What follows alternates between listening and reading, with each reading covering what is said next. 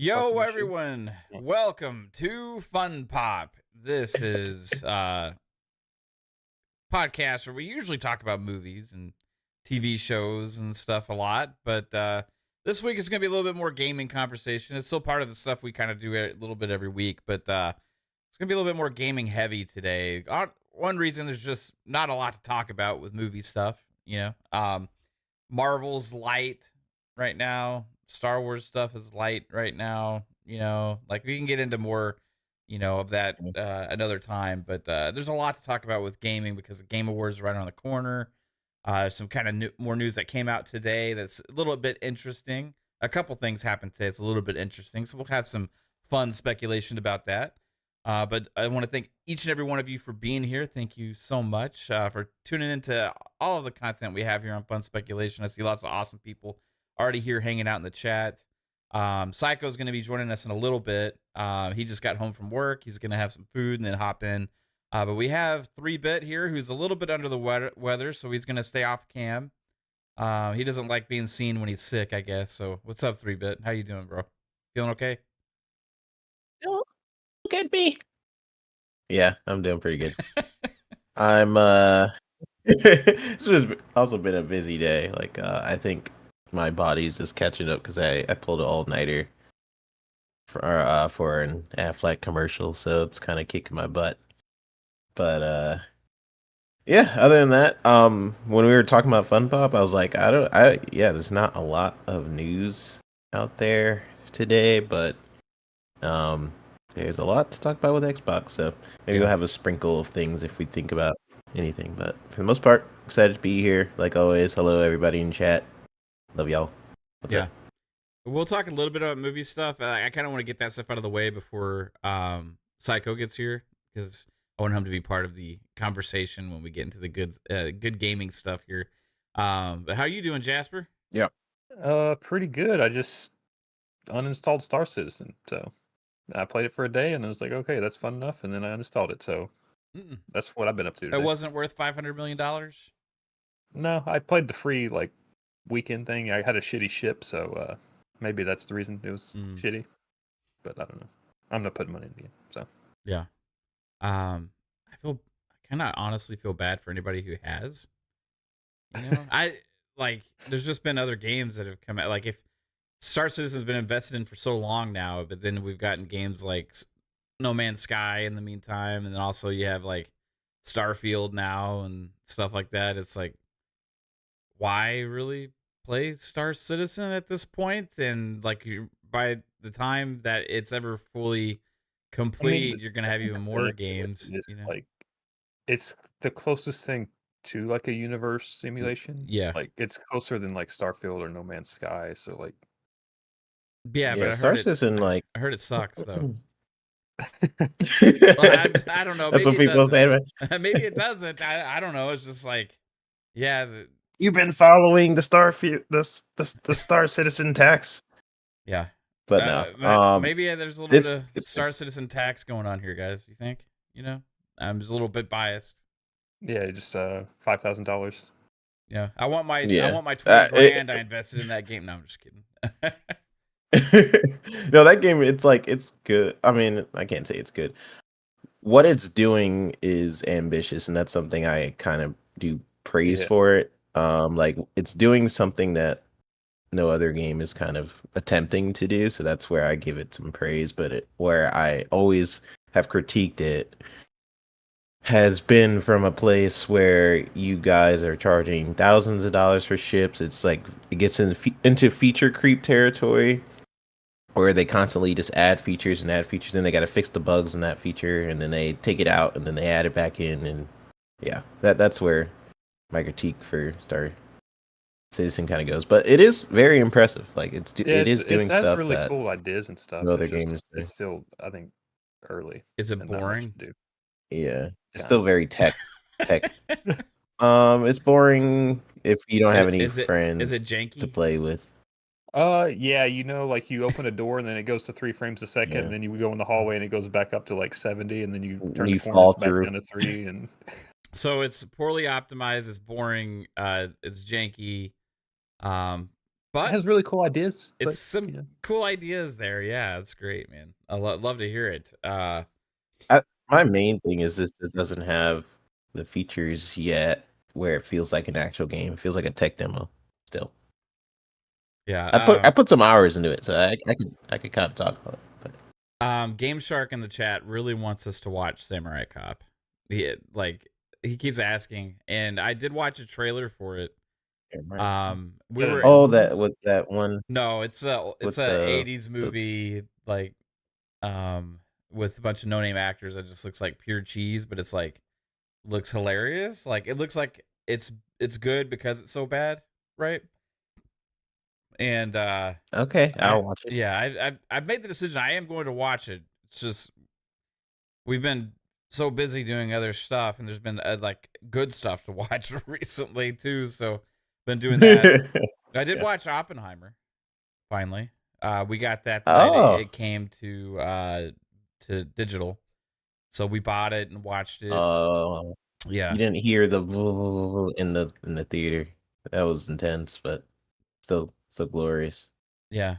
I was just skipping through the trailer. I got to a real interesting part. So yeah. So the Oppenheimer was really good. You know, it was a little different than I thought it would be. It was very like a good movie, like just storytelling and stuff like that. But like overall, like it still wasn't like, oh my god, this is like a masterpiece. Like the big scene in it was awesome, right? That everybody wanted to see it for. You know what I mean? That was awesome. The lead up to it and stuff, right? I like the political aspect behind the storytelling and all those kind of things and stuff like that too. So it's a really good movie. It was just a little bit different than what I was expecting, I think, right? And that's not necessarily a bad thing. I think it's a movie that'll kind of stand the test of time, though. And but you got to follow it, like there's all these different timelines going on and stuff like that, and you got to kind of really focus in on it and make sure you're really paying attention. Does it like jump? It jumps around, like it jumps around to like kind of 3 different timelines, right? You have like before, during, and then after. Yeah, you kind of have Oppenheimer's like origin and like kind of that pathway that leads to the bomb thing, right? Then you have like an in-between phase where he's kind of being like questioned and stuff like that. You see kind of like the political side going on, and then you see like the latest timeline, which is like when this other guy is kind of being questioned, Robert Downey Jr.'s character, right? You have the past of him finding the people to build the bomb with him, and you have the future where he's being questioned by America, which actually did happen, where America tried to push him aside, and then what Matt just said. It's like 3 different timelines. It jumps. Yeah. So they try and separate it like with a black and white, with one of them. So okay, I thought that like I haven't watched the movie. I just figured like the whole movie was black and white, but no, just like it's just the most recent timeline is in black and white, which is like you would think it would be opposite, but I think the reason they did that it was to make it clearly identifiable. But then the rest of it, most of the movie's in color, right? So and I think they did that one part in black and white so that way, like it was clearly separate and identifiable, but they didn't want to shoot most of the movie in black and white because it's in the past. So because then you'd be watching almost the whole movie in black and white. You know what I mean? So, and the scenes that they had in that was mostly like non-big cinematic scenes. It was mostly like political, in Congress and stuff like that. So it's kind of like it makes sense for the decisions on why they did that when you watch it, right? But you kind of gotta like. Robert Downey Jr. filled that role. Yeah, he did. He was great. He's an amazing actor. Everybody in that movie, man, there's so many freaking people in that movie, dude. There's like you don't expect. Like Casey Affleck was in the movie. Like, and it's like I just watched like Robert Downey Jr. just did like a thing. I think it was for like GQ or whatever. He was like going over his acting career, and he got to that part. He's like, Christopher Nolan was telling him like, you're not the main actor in this, so he had to like change up his like whole acting style or whatever just for that like role. He's kind of a bad guy in it. Yeah, I mean, he's a bad guy. Yeah. In it. I feel like he's probably the second most important character though, like in the story because of what they're doing with the political stuff. Um, Rami Malek was in it. Like I was like, all these people are in it. I had no idea that some of these people were in it. I knew like Matt Damon was in it. Josh Hartnett was in it. I didn't even know he was in it. Oh yeah, Yeah. yeah. And I was like, wow, He was okay. good too. He was great. This is such a different role for him too, man. I was like, wow, like he's always been a great actor, but he's kind of like disappeared for a while. He's doing more stuff now, but yeah, great acting, great directing, great story and stuff. But it was still like not as like, there's not like a lot of war. There's like no war stuff or anything like that. You know what I mean? It's Yeah, like, I mean, it's just more yeah, about the They're development just of the bomb. yeah, following exactly. what actually happened. Yeah, but the political aspects of it, like So I expected some of that, but I wasn't expecting it to be like the main premise of the story, which I feel like it was because I feel like to most of the lead up was to build up to that, right? Yeah, I think like maybe like going Yeah. in, like if you are not familiar with it, like you could think it's just about like a war movie or like the bomb itself, but it's called Oppenheimer because it's about Yeah, Oppenheimer but and like I kind of thought it was going to be mostly about him, like a biopic about him, but like just in the development of the bomb, I wasn't expecting all the other side story stuff with like the political aspects of like, being under fire for these different things or whatever, or like, yeah, like that was the people most vote, interesting. I mean, yeah, like just learning about Oppenheimer in school and stuff. Like to me, the most interesting thing was how America treated him after he put the bomb, and just right. kind of pushed him aside and tried to like cancel him because they wanted more bombs, and he decided like, actually, I think this is a bad idea. yeah, I always thought he that was kind of like, regretted like Yeah. And that yeah, he and I did. didn't know Yeah, anything about that stuff, you know what yeah. I mean? Like so that was the interesting thing. I'm glad I watched it because I actually feel like I learned a lot from watching this movie, So, I don't know how much of it is 100% accurate or not, but like I feel like it was trying to tell a story that a lot of people don't know.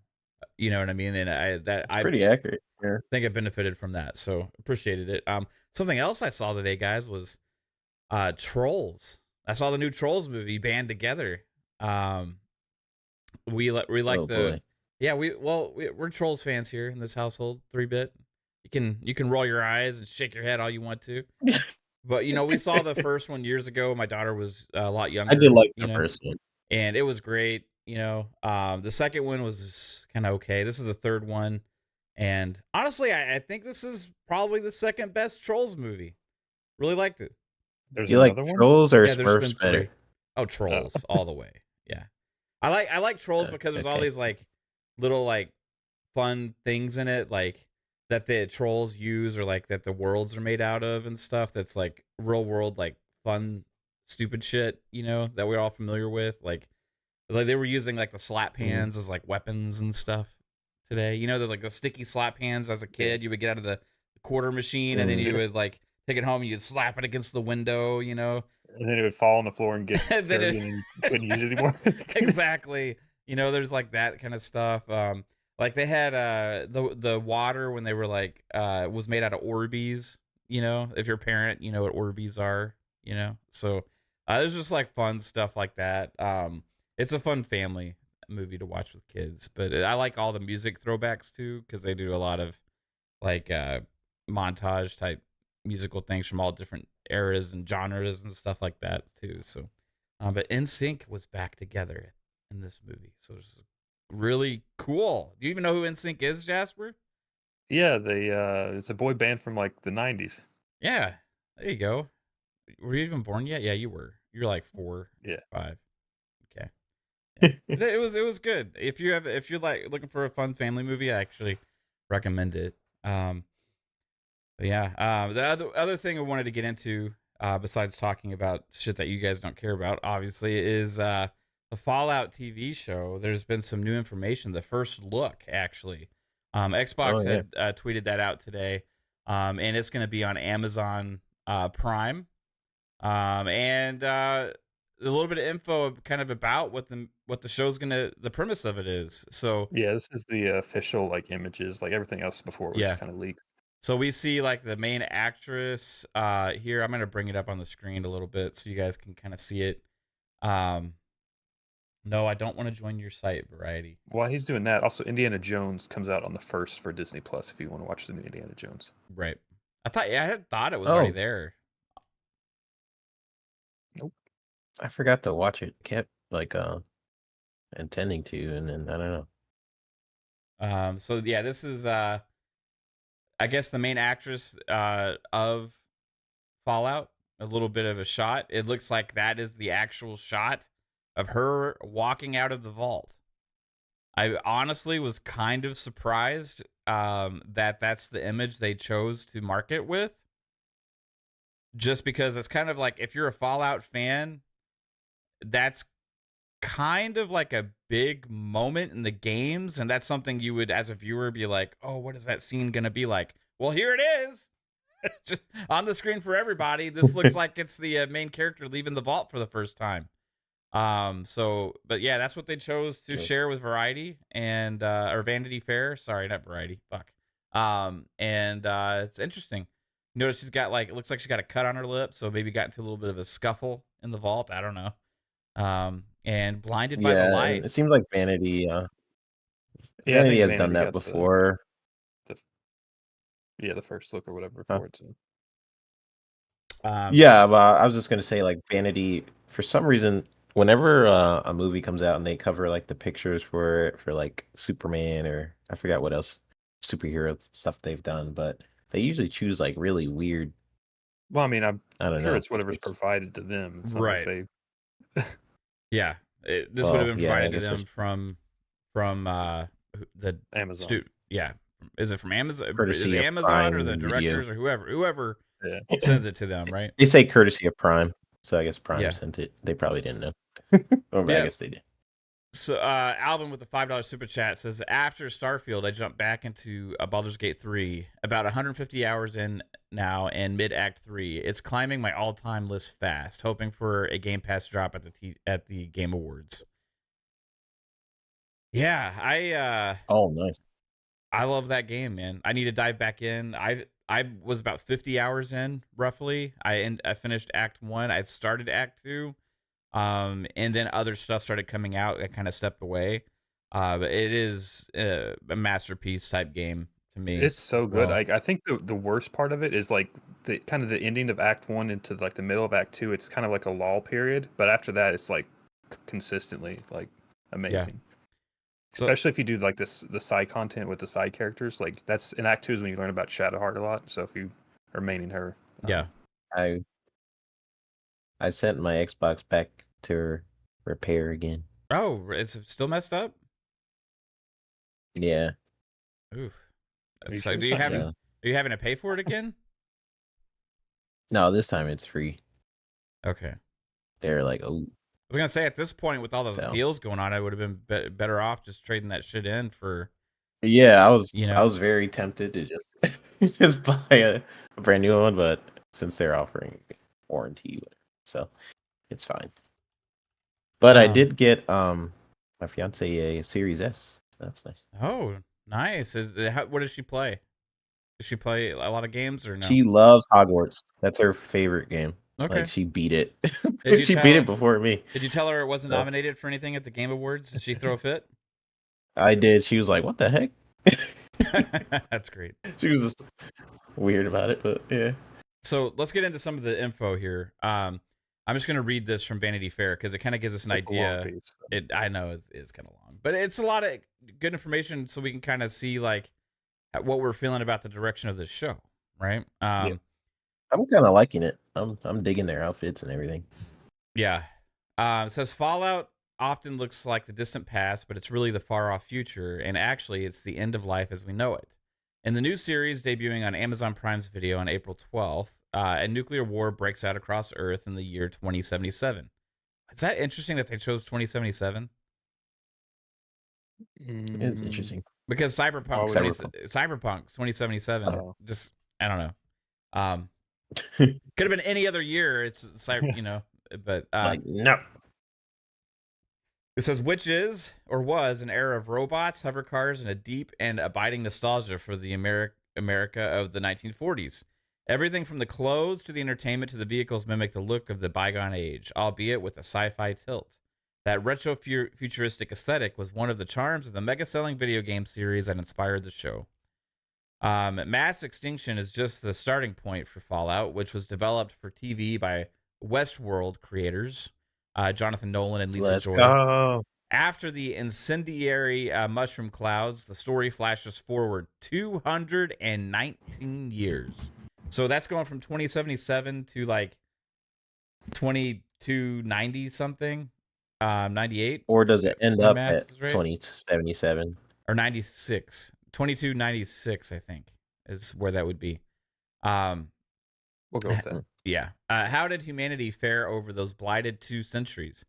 Lucy, one of the lead characters, played by Yellow Jacket star Ella Purnell, has no clue. She has lived her entire life inside a subterranean vault, where every need and want has been satisfied, while generations and generations await the day when it is safe to surface. So this sounds more like Fallout 3, right? Where it's like, civilization has continued within the vault. And like Fallout 4, like you were frozen, right? And then you wake back up. Right. Well, that's because it was a different kind of vault. Like it was a cryo vault or whatever. Yeah. So this is more like the traditional vault that we had seen from Fallout 3. Okay. So when a crisis, I think this is like her, like just learning something. It looks like maybe that's her dad or a teacher. I'm not sure. Her dad is the overseer. Okay. When a crisis forces Lucy to venture above on a rescue mission, she finds that the planet above remains a hellscape, crawling with giant insects, voracious mutant animal abominations, and a human population of sun-baked miscreants who make the manners, morals, and hygiene of the gunslinging Old West look like Downton Abbey. The games are about the culture division and haves and have-nots that unfortunately have only gotten more and more acute in this country and around the world over the last decades, Nolan tells Vanity Fair. Lucy is nice, but Lucy is naive. In the Fallout universe, the human beings fortunate enough to ride out the apocalypse in underground communities only had that option available to them because they had money. Forcing doe-eyed Lucy out into this sadistic Darwinian remnant of civilization opens the door for Fallout to engage in some social satire as well as action and adventure.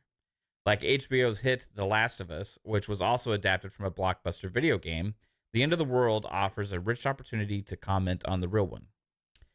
We get to talk about that in a wonderful speculative fiction way, says Nolan, who directed the first 3 episodes. I think we're all looking at the world and going, God, things seems to be heading in a very, very frightening direction.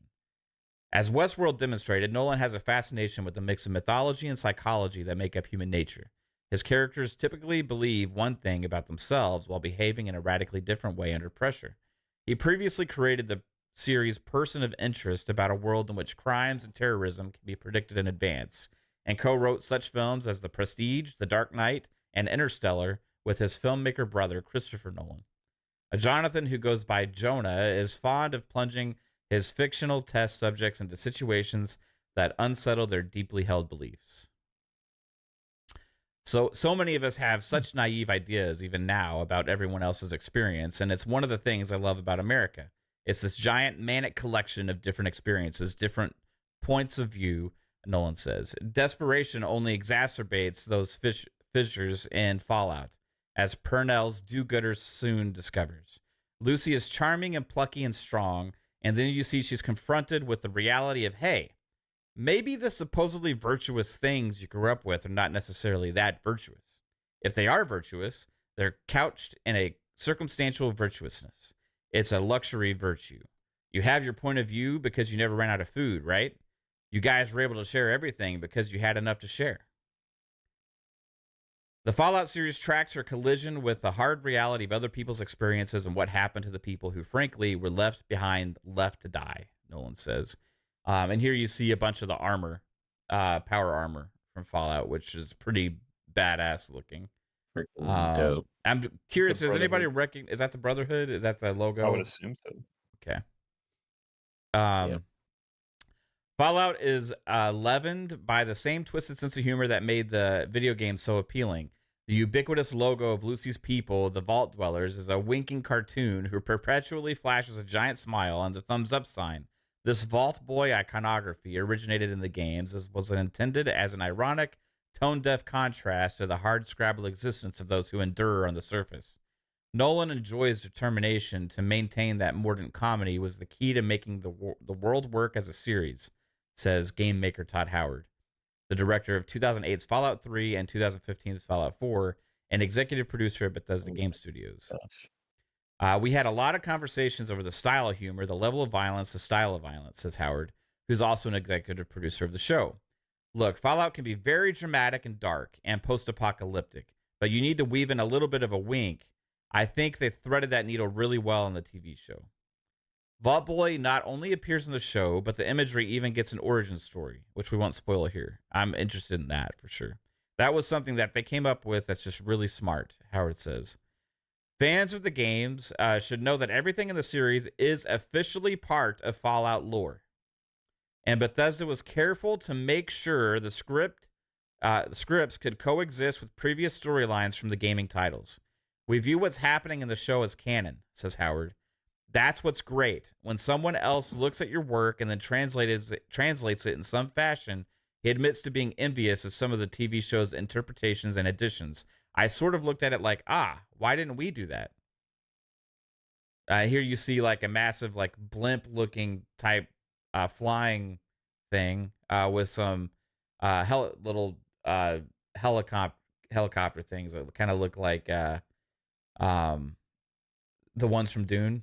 A little bit, kind of, in a way. Yeah. Well, I mean, they've been. Kind of reminds me of the thing from Halo. Fallout 4. That was a whole thing in Fallout 4 where like you join the Brotherhood and you fly up to their airship. Oh yeah. Okay. The prospect for a Fallout film or TV show has been in the ether for years, but Howard was always resistant to it.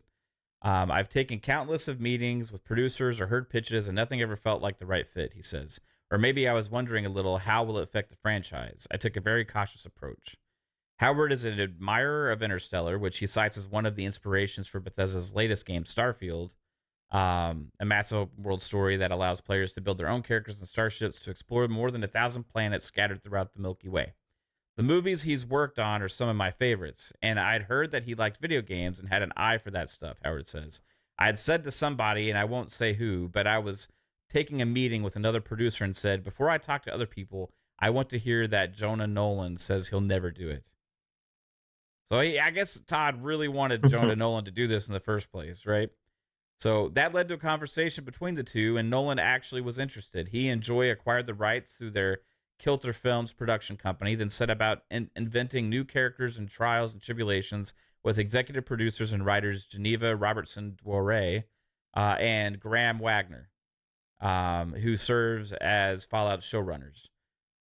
So I guess Geneva Robertson is this either Dwyer or Dworet? Co-wrote 2019's Captain Marvel. Graham Wagner was from The Office, Portlandia, and Silicon Valley. Howard says he and Bethesda were sold. That's not great. Is that not great? They're just the showrunners, though, right? Yeah, but I mean, all of those kind of suck ass, but The Office. Do they? I heard a lot of people like some of these other ones. It wasn't like Portlandia and Silicon Valley both really successful.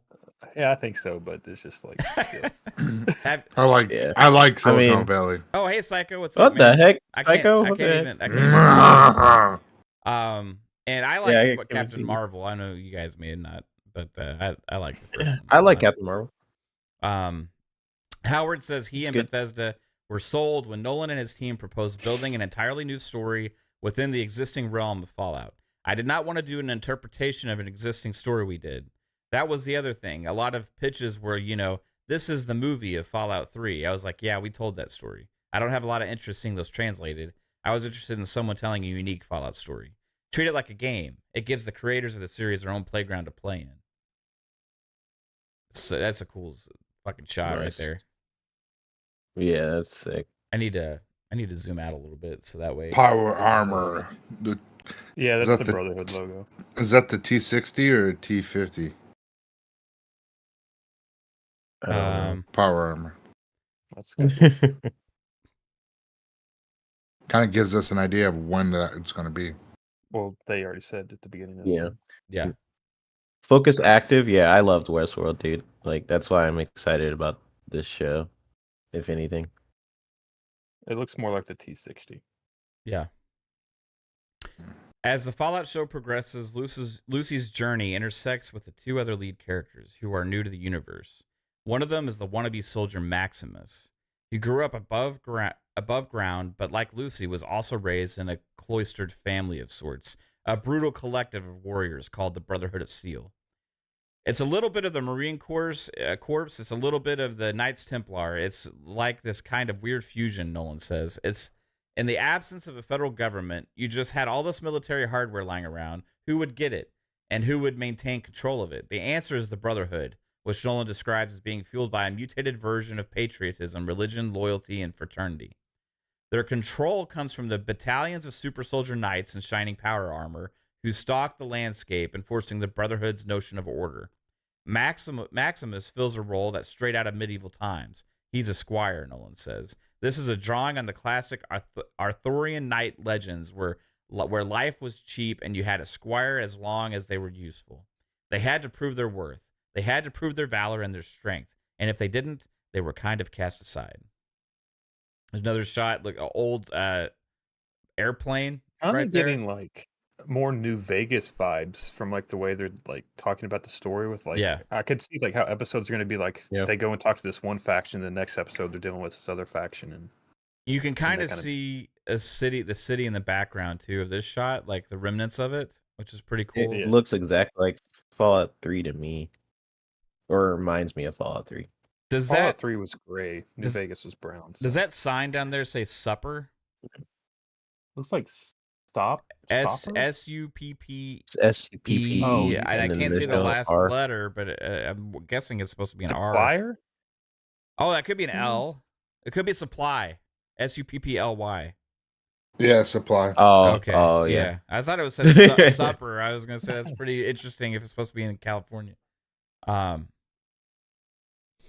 Max serves the giant, seemingly robotic figure of his master with the same naive faith that Lucy had in her vault dwellers. But unlike her, he has a cynical sense of self-preservation that leads him to not always behave honorably or heroically. One of the things we're trying to gently sidestep here is that kind of binary thinking, like they're the good guys or the bad guys, Nolan says. Whoever the good guys and the bad guys were, they destroyed the whole world, so now we're in a much more gray area. Fallout's world is filled by a sprawling ensemble, including Kyle MacLachlan.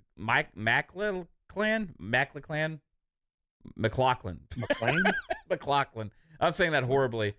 Kyle MacLachlan as Lucy's father, the overseer of Vault 33, which essentially makes him the mayor of their hometown, while Homeland's Sarita Chowdhury is a different kind of leader in this world. Willing to sacrifice anything for her band of people, Moises Arias co-stars as Lucy's inquisitive brother, Michael Emerson, who starred in Nolan's Person of Interest and is best known as Hatch inhabitant Benjamin Linus on Lost, stays above ground this time, playing an enigmatic researcher named Wilzig.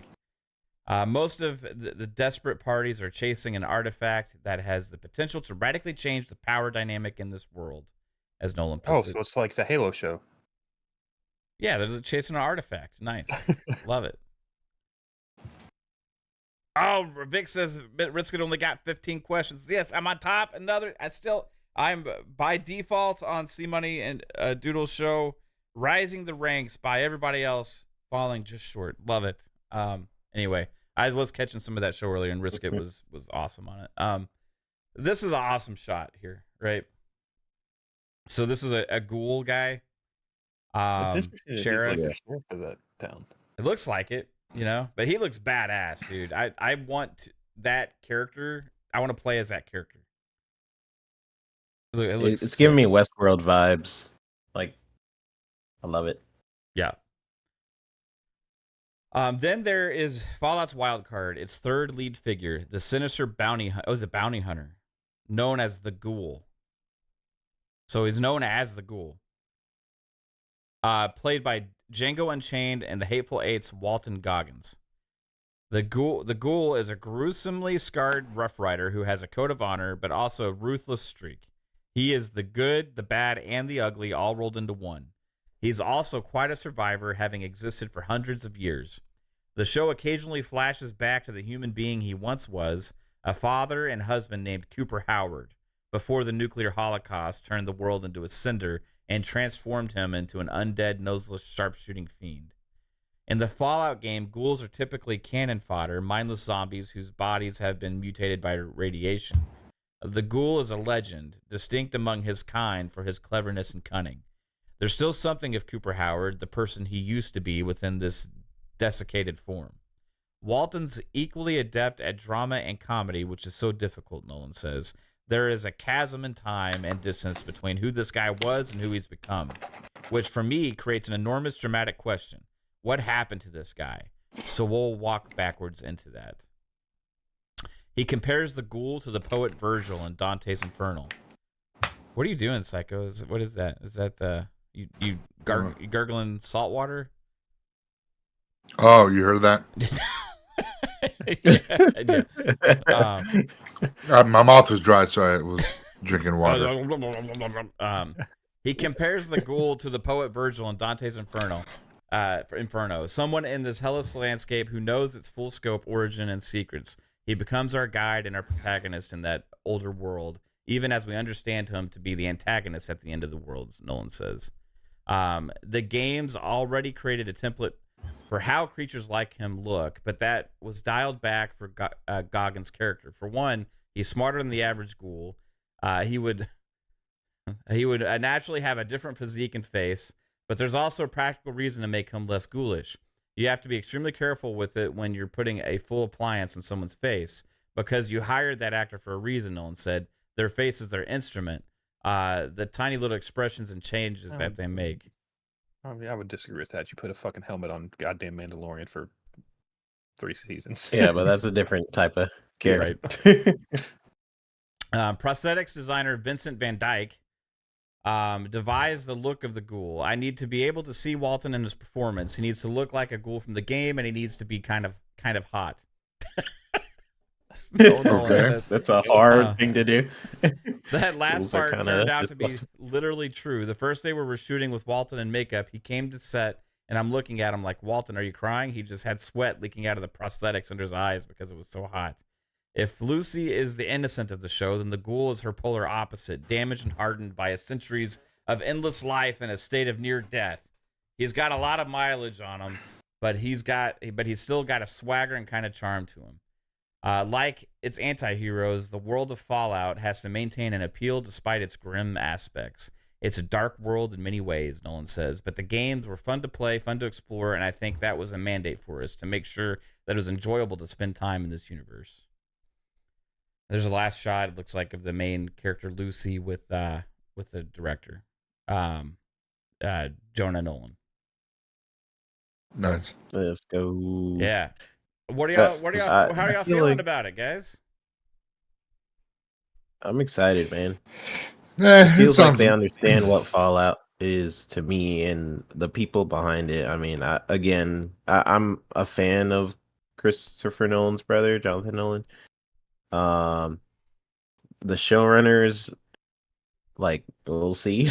Yeah, but I think that's my biggest concern is when they were talking about at the beginning, they were talking about like bringing like the modern world stuff into the show, like. Mm-hmm.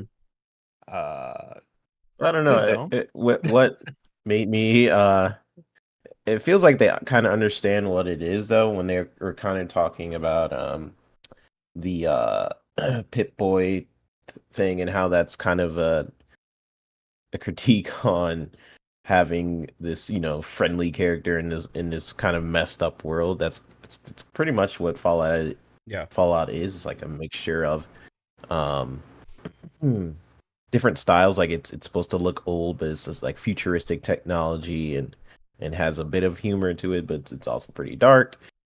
So that's what makes Fallout, and it's pretty hard to do. So, and just reading kind of what Todd Howard was kind of waiting for. He didn't want someone to make a Fallout 3 once, kind of like an original story, since we've already seen a Fallout 3. I personally wouldn't have mind seeing just a Fallout 3 on the screen, because you have different interpretations from a video game to TV shows, but at the same time, it's cool to see something new where you don't know what's going to happen next. Whereas in like Last of Us was pretty much like I knew for the most part what was going to happen. Yeah. Yeah, I mean the armor looks great. It looks like they're paying attention to the world and stuff. So that's just my point of view. I think it looks pretty cool. My biggest takeaway is that it's canon, right? And like Todd Howard was very picky about who he chose to do this, if they ever did it, and he was involved. It sounds like quite a bit as well. So, with that being in mind, I like that, and I feel like, Yeah, but it's weird because like every time like you've always heard like of like game directors like giving their input on something, it's like, is his name just attached to it, or did he like? Because he couldn't sit down with every episode and be like, "That's wrong, that's right, that's wrong." He So like, specifically chose these people to do it, right? Like, and heard their pitch, and and that kind of stuff, and like I kind of feel like Todd's the kind of guy that's not just going to hand over the keys to something and just like, oh, here we go, it's all yours. I feel like he wants to make sure it's something that can be canon. With it being canon, I think there's enough different level of responsibility to the show that Bethesda and Todd Howard need to make sure it works, right? So within that in and of itself, that's, I think, where there has to be a little bit more input, or like okays for this and that, So that's my biggest thing from this whole thing. I like the shots. I mean, I think that all the shots look good. At the end of the day, until we actually see it, it just is what it is, and we'll have to, take it everything with just like some, like Alvin said, some faith, But I like what I read. This is the most we've heard about this show at all, and there's really nothing there for me to look at and be like, oh, that was a huge mistake, or like that was like, oh, that sounds like it's gonna be bad. Before the Halo, even though I like the Halo show, before the Halo show even dropped, there was already like, when things like this started coming out, people were like, oh, this is going to suck ass. Or like, this, oh, it's not part of canon. It's not part of the timeline, all that kind of stuff, right? Like, there's nothing here that's going to like create that kind of controversy. It's more about, they didn't want a story retold. They wanted a new story, but it's got to fit in their world, and it's got to be canon, So that's kind of what we ask for them to do in a lot of series and things that we love, is like tell a new story, right? So for me, I like the direction. It all is going to depend on how good the actors and characters are at the end of the day. But the ghoul looks badass as well. So I'm already like, hot. I'm already super intrigued by the ghoul. That's for sure. Any other it's really cool thoughts before we move on? No, it seems like it's going to be a good show so far. Things are positive. There definitely, I'm enjoying and liking it's being canon. So now it's not going to follow, the storylines of any of the games that came out, but it's within the universe. So that's cool to see. So they could use that towards, they can use like a mention of that in the video game from the TV show, and that's a really cool aspect of what I could see come from this. I kind of wish how, with Halo, they did the same thing, have it canon within the universe, but its own thing.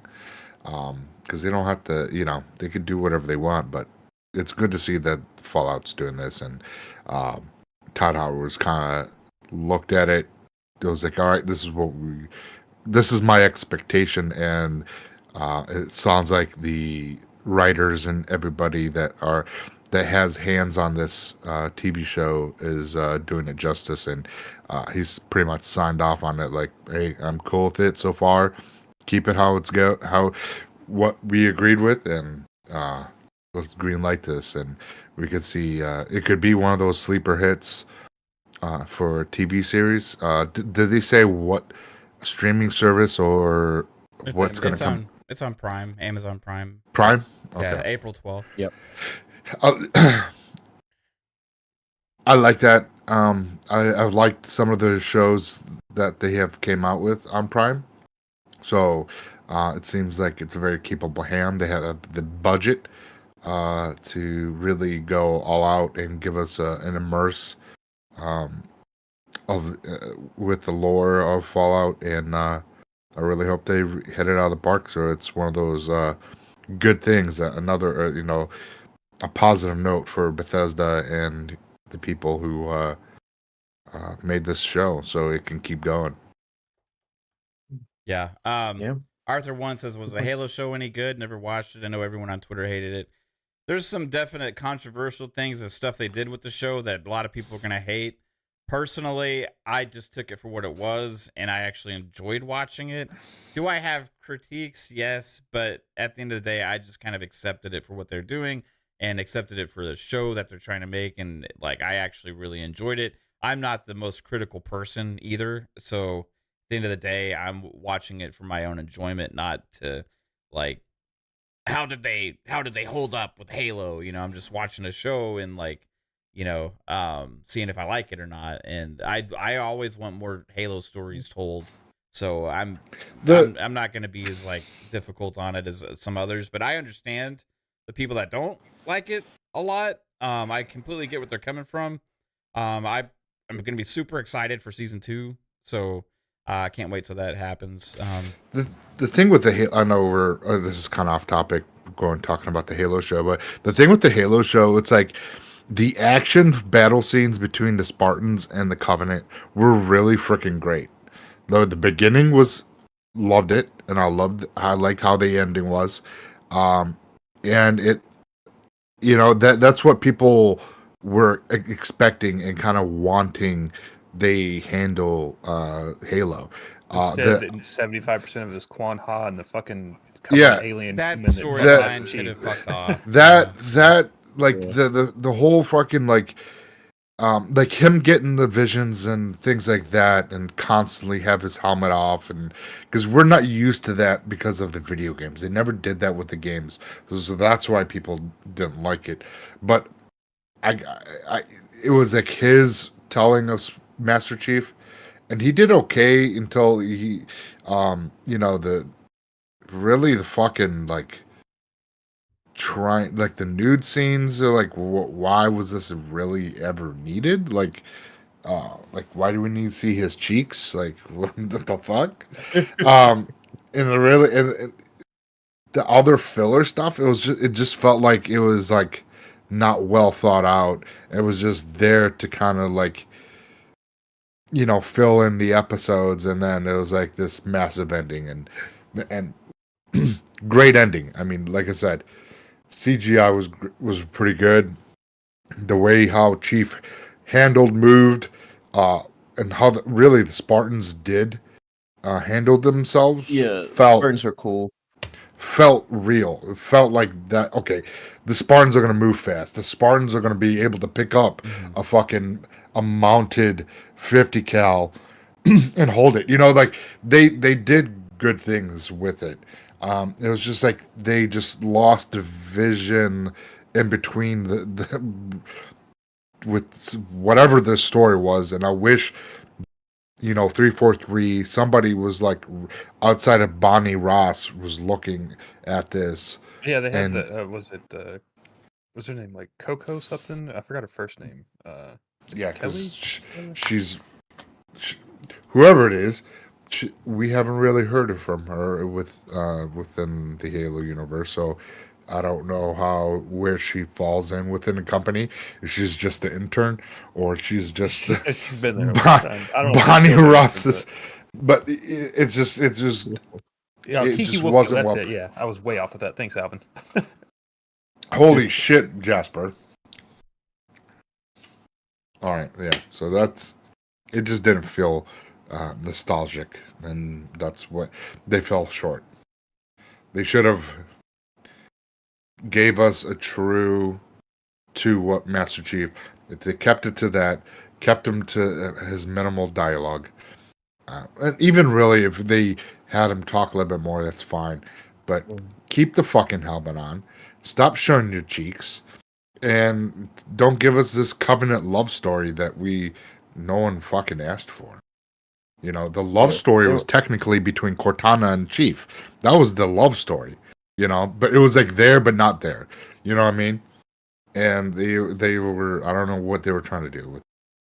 I don't know. Yeah. I don't know. What I would have did with the voice acting is when he has the helmet on, do like an Anakin situation with Darth Vader, where you can have the original voice actor of Darth Vader, but like with Master Chief, maybe he puts the helmet on, you can get Steve Downes, do some weird blend.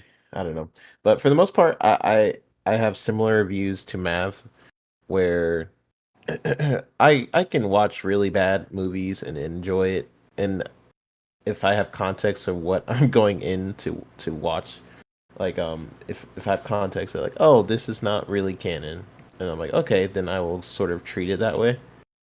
So I had a good time watching it, and I've always been wanting to see Spartans on the big screen, just because in the books of like how they can pretty much crush people's bones, and I think the how they problem can with like it jump was around. like there's been so many live action Halo content, but it's never been the thing that people want. And this was like the best chance to have the show that we want and could have got, and it wasn't that. Yeah, I hear you. which is unfortunate, and I did have that in the back of my head, Jasper, where I'm just like, oh man, I kind of wish they followed some lore here and there, especially with some of the side story content. But for the most part, it's still fun to watch. Wasn't like terrible or anything. I thought I was just cool to it was cool to see a lot of the Spartans. That was my favorite part of it. Just Right. what Psycho was kind of saying, like getting to see how the Spartans moved around and everything. I was kind of annoyed of how many times he took off his helmet. I'm like, he took off his helmet in situations where I'm like, this is a dangerous situation. You're taking off your helmet as bullets are flying around. And I'm like, dude, the helmet is supposed to protect you. Like, if you're gonna take off your helmet, like I understand, like if you're in a setting where you're just walking in some UNSC hallway or whatever, talking to people. But if you're taking it off in the middle of battle to say something, then I'm like, okay, you don't need your helmet off.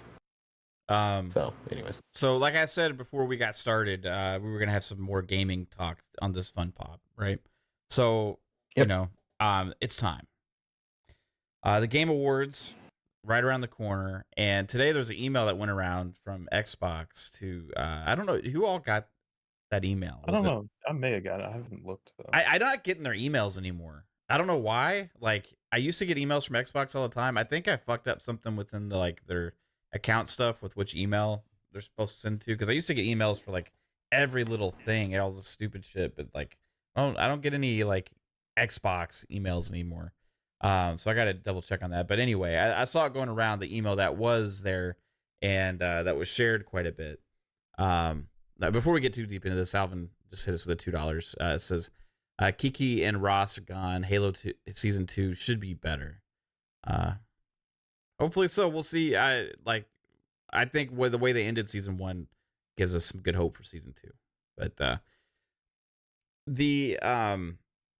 this email went around, and it was like Xbox promoting the Game Awards, and on the bottom it was like, hey, tune in like for some like, it did say like exciting. I actually looked it up on Twitter earlier. I'm going to bring it back up so I can kind of read exactly what it says. I know Colt had shared it earlier as well. Yeah. So I'm going to Colt Eastwood's post. It says, celebrate the best games of the year and the big winners live at the Game Awards, along with important announcements and other Xbox news that you don't want to miss. So it's interesting that Xbox kind of sent that out, and like Colt had made his post saying the last time Xbox recommended we watch the Game Awards, They revealed the Xbox Series X and showed us a brand new UE5 next gen exclusive. I'm sure he's talking about Hellblade 2 right there, right? Yeah. So also at the Game Awards in the past, as you see on the thumbnail, they revealed the Perfect Dark before. The last year was really the first year in a while we didn't get a good Xbox announcement at the show. Being that they sent this out now, I think there's reason to believe that Xbox is going to show up in some kind of meaningful way here. Am I looking too much into this? No, I don't think it's another. It's not going to be like a Porsche Xbox like they had. Was it last year that they had like a Porsche Xbox? That was or at something? the Gamescom or something. Summer Game Jeff Fest. Keighley's thing. Yeah. Game Fest. Yeah, I Halo feel like nail polish is back. I feel like this email that they sent out, it points to the fact that Xbox fans should tune into this, right? Yep. And I'm curious what it's gonna be. What do you like? Let's assume there is a big game trailer or reveal, or at least one. What do you want it to be? Like, do you want it to be something new, or do you want it to be? Let's say you can only pick one, right? Like, do you want it to be a brand new game, or do you want it to be an update on one of these other games? Brand new game. Brand new. Well, we already know a lot of the I want to projects. see updates. I want to Updates. see the only Indiana one Jones. I mean, I guess this would kind of be an update, but it also at the same time kind of be a new game. Certain Infinity's Halo project. That would count as a new game, unless it's just an add-on to Halo Infinite. It wouldn't really count as a new game, but it kind of would. At the same time, right? I'm with you. You know, Battle Royale, Halo Infinite thing. You know, but I think that is more than just like a Battle Royale at this point, Jasper, because like that's why because they keep saying it's like Certain Infinity's Halo project now too. So it's like, and then the stuff that came from Certain Infinity and why it hasn't released yet is because it's expanded in scope. Yeah. Right. They started doing this and then have expanded it into something more. So I think that whatever the Certain Affinity Halo project is, whether it's tied directly to Halo Infinite or it's an entirely different spin-off multiplayer experience, or who knows exactly what it is, I feel like it's something substantial enough that it's taking them some time, you know? Yeah. So 100%. And there was rumors before, Jasper, like when this, like, that it was around the corner when they thought the scope was smaller, right? Yeah, because the original league Jez put out was like season 3 or whatever. Yeah. Like, and it's definitely not that, you know? So, did they maybe remove it from Halo Infinite and make its own thing? I could kind of see them doing like having its own install, but like your Halo Infinite stuff carries over. Right. That way you don't have to have Halo Infinite installed. If you're not a multiplayer person or a campaign person, you can just play like the Battle Royale thing, kind of like Warzone. So you think there's something to this email too, right? Or am I looking too much into it? Because you're usually like I think everybody's overreacting kind of guy. It's tough. Like, they wouldn't email if they're not showing nothing. So right. If they showed like grounded DLC and sent that email, people would be like, what the fuck, you know? Yeah. So maybe, I don't know, we'll see. Like, it's like 60-40, like 60 they're going to show something, 40 that's just bullshit. So right. So what about you, 3-bit? I feel like they're definitely going to show something. It's just a matter of what they show. What do you want it to be? What's the one thing? What I said in our last show, I would like to see the Blizzard survival game here. That would be kind of cool.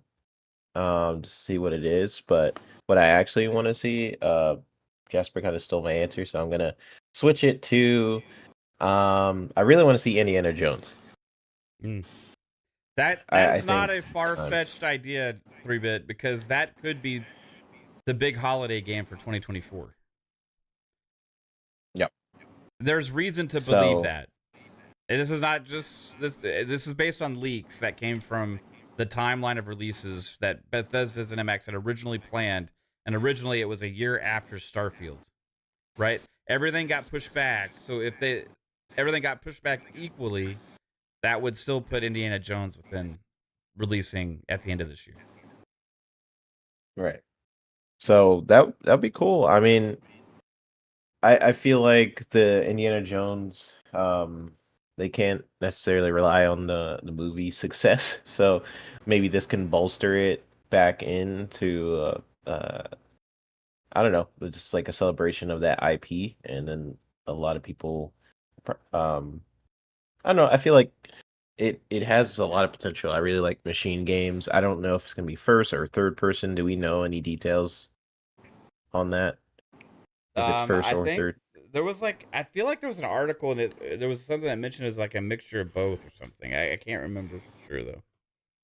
Well, which would I don't know. be cool. Machine games, they're mostly known for their first person work, and their great storytelling with like Nazi killing and stuff like that. So I would love to see where that's at.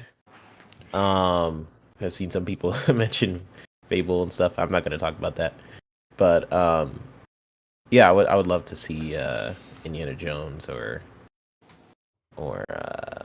yeah. There's this the problem with Xbox is it's a good problem, but they have so many studios now where it's just like it's hard to predict. With like PlayStation, with PlayStation, it's like Forgot to breathe. yeah, no cycle. What? With It's just like you PlayStation, got it's so like much noise coming from your mic, man. It's Oh, just like sorry. we can hear like everything. I don't know if your echo or noise cancellation is on, like in the Discord settings, but you might want to check that. yeah, I'm hearing something. Sorry. It's okay. I was trying not to say anything because I didn't want to make you feel bad or whatever. You know, it's just like it's just actually getting loud. So, anyway, go on 3-bit. I forgot what I was gonna say. Oh yeah, PlayStation. You could like there's some games that you kind of know about in their pipeline, things you might see, but for the most part, a lot of their games are kind of hidden. So you don't really know what to expect. What the heck, Psycho? And with Xbox, it's a lot of games in their pipeline, so it could go either way. So yeah, that's it. For sure. It's interesting to think, you know, about for me, we talked about this before, and I kind of said like something Halo, you know, like I would love to see something Halo. But I'm kind of going back, and I feel like what I want to see the most, to be honest, is Perfect Dark again. Yeah, I just have such high hopes. I actually liked Perfect Dark Zero, 360 launch title. You know, I actually enjoyed it. It was like going back and playing. It's hard to play now. You'd be honest, like it's sluggish, it's kind of slow, all these things, right? But I feel like what they're trying to do is bring that back into something big, and I would really like to see what they turn it into. You know? So this is like we're going into speculation town here. Yeah. So Sarah Bond tweeted out that 360 logo, and Perfect Dark was on 360. Oh yeah. Mm-hmm. Maybe she's teasing that Perfect Dark will be there. Maybe That'd be cool. I wasn't sure what that tweet could be, but I was thinking like maybe it backwards compatibility That's what a for lot of like people were thinking, Activision too. titles.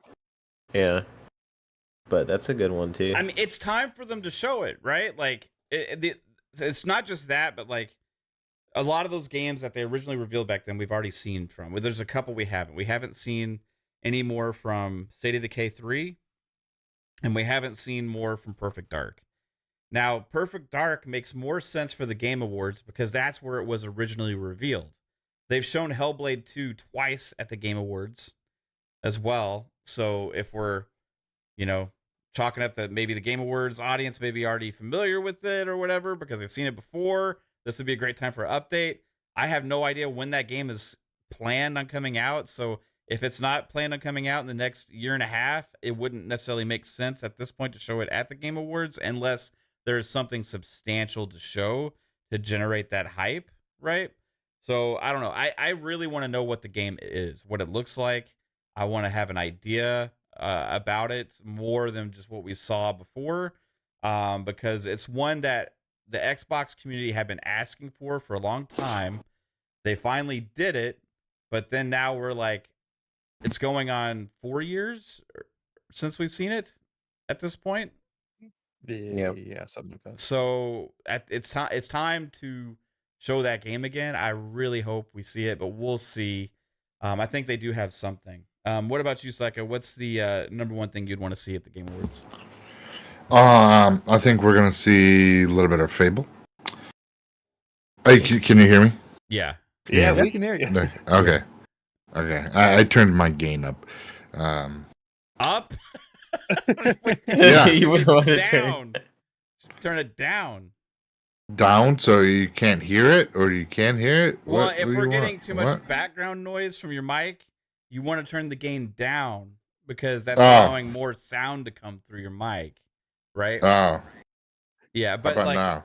Is that better? I think I don't know. so. Anyways, I think we can see Fable. Okay. I think we're gonna get a little bit more because I think the game. Because if you announce it, no. Let me take that back because that was the thing. They'll probably announce it at E3, so they won't do it today or at the Game Awards. Announce what? Fable. Just because if it's coming out not this year but next year, you want to show it the year before, and then a little bit more behind what it is, like actual gameplay, actual more than what they did show the last year. Right. So fuck. Maybe they announce like all the 3 Activision stuff that's coming out to Xbox Game Pass. Yeah. They'll have a sizzle reel for that possibly.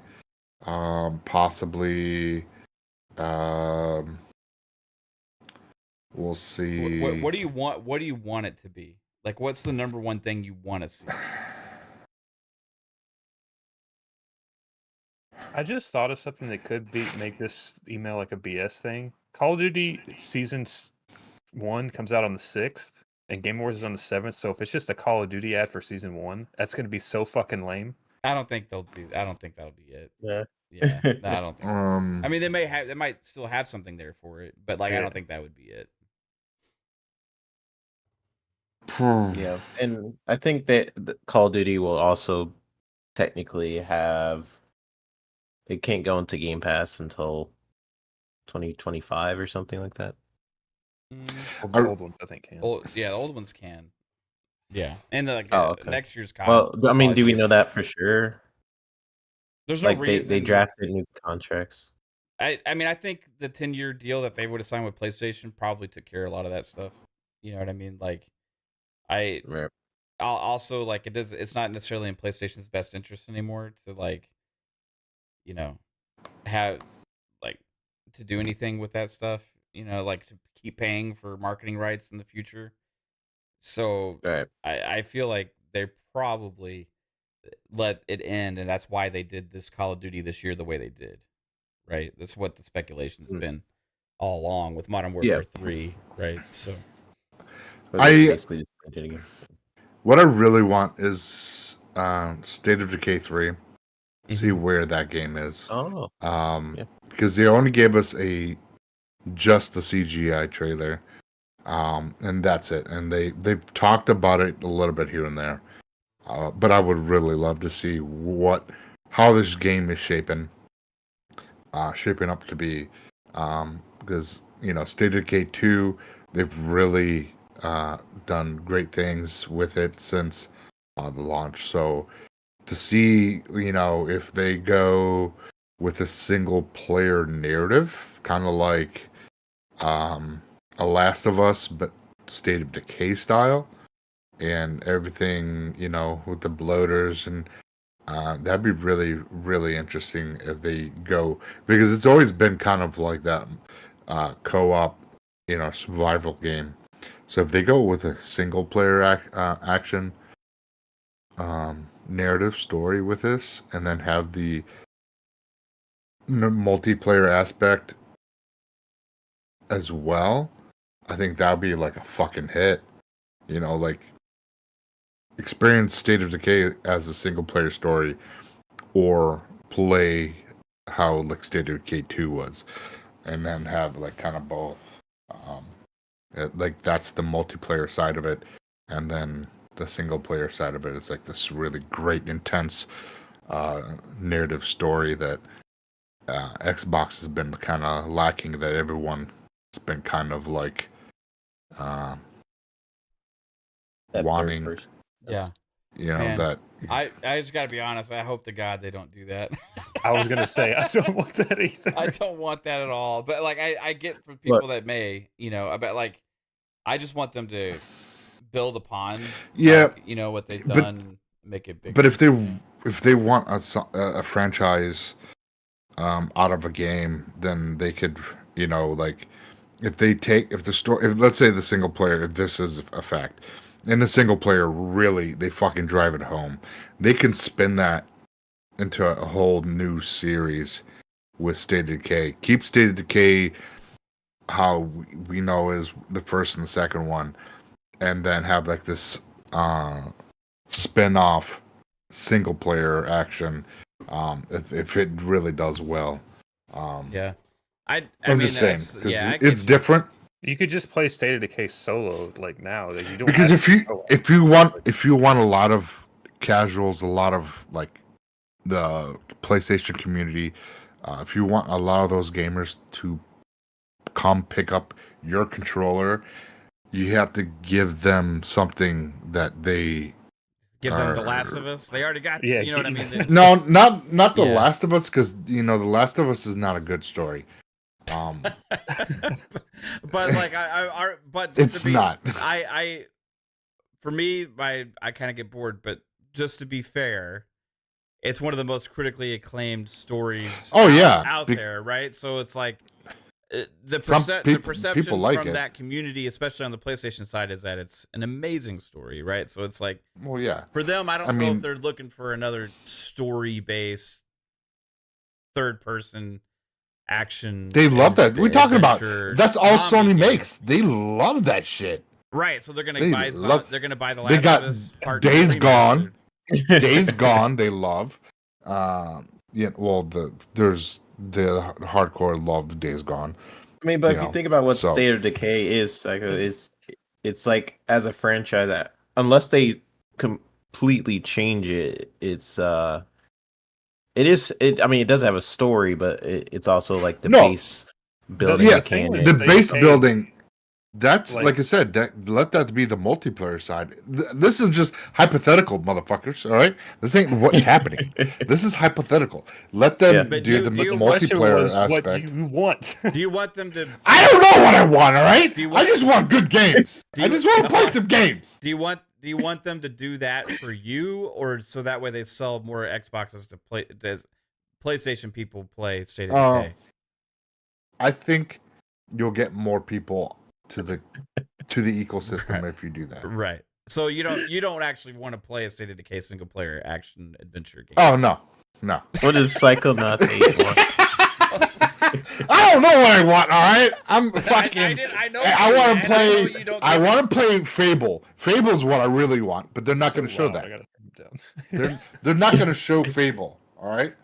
I would love to see what the fuck Everwild is now, but they're not going to show that. I really want to see like more in depth with Avowed and Perfect Dark, but I don't know if they're going to show either of those. So what I really want, it ain't going to be there. So I'm just going to throw some bullshit out there and see if it comes true, and I'll be like, holy fuck. Yeah. I like the reach. I just don't want Xbox to hear that because I don't want them to do it. I know, but they're they're gonna dabble in it at some point. So. Well, they look at.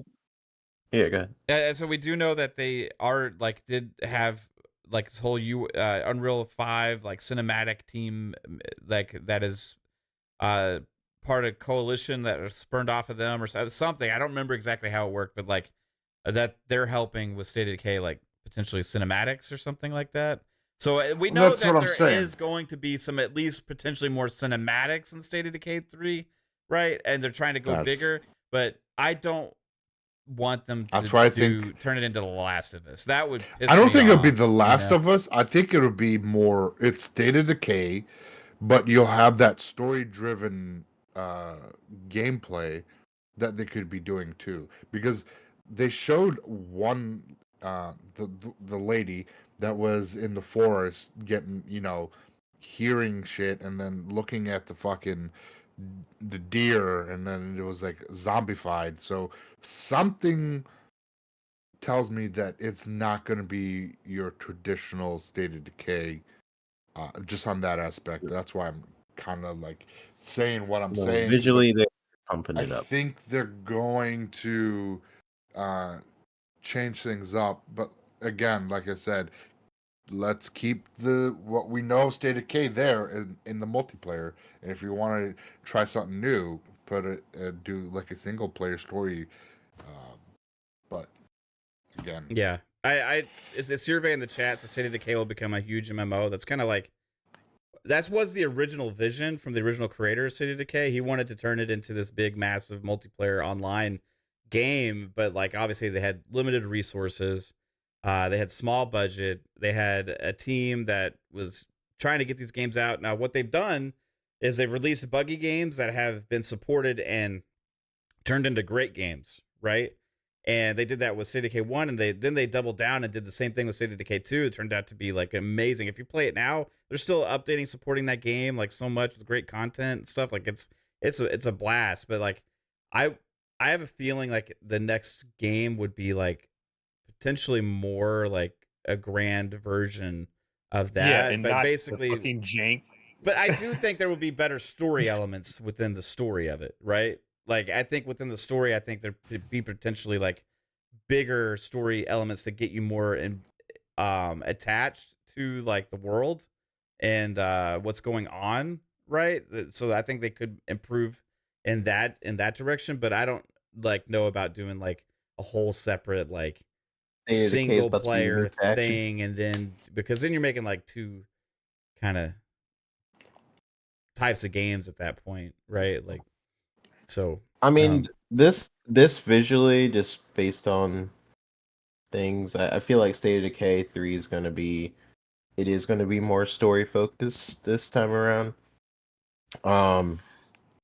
I do agree with Psycho, where I think it could be that experience. That's like just it, so hard to tell because like the All thing right. with State of Decay is you get like well, you pick different characters. Like if your survivor gets tired, then you switch characters. So Yeah. like every character looks and is different. So like that's This kind of what is- State of Decay is. all right. This like, is how we Yeah. squash. We can figure it out.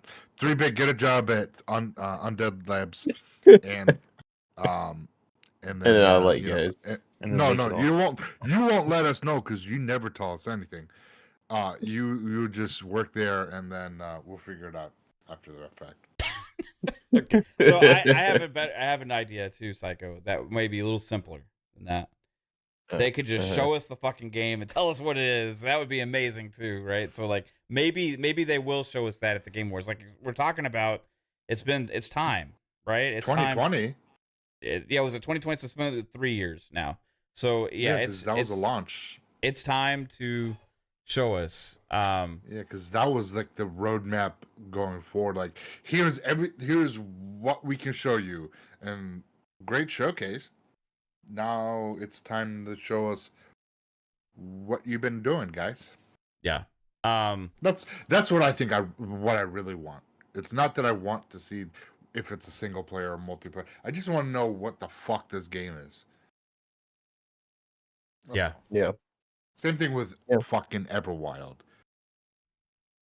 Yeah, technically, freaking. because technically it was supposed to come out next year. They said that it was supposed to come out this year, and then it got pushed back because they decided to go a different route. So they're going to use the assets, but kind of change the mechanics of gameplay. So they said Yeah, I that wonder if 2024 was the release. So we'll see if it's if we get a trailer for Everwild. Yeah. And it can't be no cinematic little fucking, This is shit. from Insider Gaming on September 30th. It says State of Decay 3 planned to release in 2027. Okay, well, if that's the case, we may not be seeing it. But that also means they're making it into something fucking huge, right? If that's the case, then they are doing a single player fucking huge cinematic story. If they're gonna if they're pushing it back that far, or they're doing a giant MMO. I don't know though. It said the rumor stemmed from the art station leak, so someone's, I guess, art profile. So some of the like Insider Gaming isn't like actually like Tom Henderson stuff. It's actually to fill up their website. They're pulling rumors and stuff from just random people like on Reddit and 4chan and all those kind of things too. So like places you shouldn't listen to. Like it's kind of like when they made that site, I was kind of like, oh sweet, we're gonna get like a place for Tom Henderson's stuff where they can like directly like leak these things that are going to be, because he's usually pretty spot on with stuff. He's leaked a lot of things in the past, but it's kind of seeming like it's turning more into just like a bunch of stuff that's not necessarily just like his leaks that he's behind now. It's like turned into a site just full of like stuff that we don't know the credibility of anymore. You know what I mean? So like a positive IGN. You kind of got to filter through that stuff now. It's not as concrete as it used to be with him. So no, it's interesting, but 2027 would be, for me, if there was that, then that making that massive MMO. Like they're making it into like this. They're doing the whole shebang, like their original vision. You could. Because that would take a long time. Do you guys think we see? Do we see Hellblade again here? God, I hope not. If they show Hellblade, it has to have combat, because that's what everybody's crying about. If they show Hellblade 2 and it doesn't have combat, then everybody's gonna be so pissed off, dude. Like exactly. I would be. So I personally, honestly, don't. I wanted an engine and game stuff. You know what I mean? Like, here's the schizophrenia of Senua. Like how she really toned into that, got into her character. Like we don't need that no more. Yeah, we're past that. Well, they've done a lot of that on Twitter, which is like a lower profile type thing, or like blog post and website type stuff. So like, which is fine. I don't necessarily like, but not a game show. Right. Even if they're about to drop gameplay, like combat gameplay, drop that on your own fucking YouTube channel. I don't want to see that at a game show. Yeah. They should do. So I mean, here's the thing. I love Hellblade. It's just I want to see more from it. So I just tired of seeing that every year, or just seeing like small snippets of it. Like if you're gonna show it, then I want to see more of it. Like, and what they've shown is freaking incredible. Don't get me wrong. In terms of like visuals and world building and stuff like that, I'm like, okay, cool, but I already got that. So I would just want to see like maybe if they do show it like briefly, they'd be like, stay tuned for or go look at the trailer on the Hellblade YouTube channel or something like that, and then you get the extended gameplay. Or, I don't know. That's if they show it, but I'm just guessing because I see Ninja Theory start to post a little bit more on like their Instagram and their stories and stuff like that. So it seems like they're ramping up a little bit, like social presence before the show. But that's why I'm asking. The thing is here though, like, Xbox put themselves on the map for this show by sending that email out, right? They didn't have to do that. You know what I mean? Like, it literally says other Xbox news that you don't want to miss. Like, so if they don't show up in any kind of way that, then people will be like, what the fuck did you send that email for? You know what I mean? Like, they are putting themselves on the radar here, that telling people to watch because they have news, right? I swear to God, if it's fucking the all digital Series X, I'm gonna fucking riot. That is not like news that you need to put out there like that. If that's the case, like, I don't give two fucks about a digital Series X. I do not care about that. I think there will be a lot of It's people that kind of share your sentiment. Personally, be like, "Oh, what does it look like? You know, does it look like the image? Does it look like the leak?" I'll be like, I'll be intrigued. I'm not. That's the only good part about that announcement would be Yeah, like, what the fuck does it look like? yeah. You get to see it. yeah. I would be excited whenever to see it revealed. I personally, it doesn't have to like. As long as they have other stuff, it's like if that's the only thing, you know what I mean. Then I'd be like, if they show like, I'm gonna go back to Perfect Dark a little bit because, there, Yeah. if y'all remember, Yes. are you okay, Psycho? Oh yeah, fuck! I thought this was muted. Hold No. on. No, we just heard you snorting Oh, for God. 5 seconds straight. Sorry, I do apologize. After the show, I'll have you some mic lessons here. We'll figure out how to get your mic settings right. Okay. I thought it was fucking muted. Sorry. If we think back to after the Xbox showcase this year, Matt Booty and Phil Spencer had that interview with Jeff Grubb and Giant Bomb and all that stuff, right? And they sat down there and they talked about things. And one thing that keeps going to my mind now is like he talks about like Daryl Gallagher, right? And that team, and they were talking about and maybe it was in that interview, maybe it was in a different one, but like Daryl Gallagher pretty much the sentiment of like can't miss any more deadlines. You know what I mean? Like, and that they still have also that Matt Booty was saying that they have other opportunities to show some of the other games that we know are in development at other showcases this year. And he mentioned the Game Awards as one of those opportunities. Not necessarily saying Perfect Dark is going to be there, you know, but like that there's opportunities to show some of those other things. Because if I remember back right, there was also a question that was asked before to Phil Spencer, and I believe it was from Paris on a Kind of Funny show, or maybe it was a separate interview about to like those kinds of games, you know, those kind of games that have been announced years ago, getting updates and talk. And then Phil was like, "Yeah, we have lots of opportunities to show a lot of this stuff or whatever as well." So, I'm thinking we are going to get an update on one of these games at least, right? Whether it's a State of Decay 3, it's a Perfect Dark, or something like that. My money's on Perfect Dark because they've already shown it at the Game Awards once, and I think it's like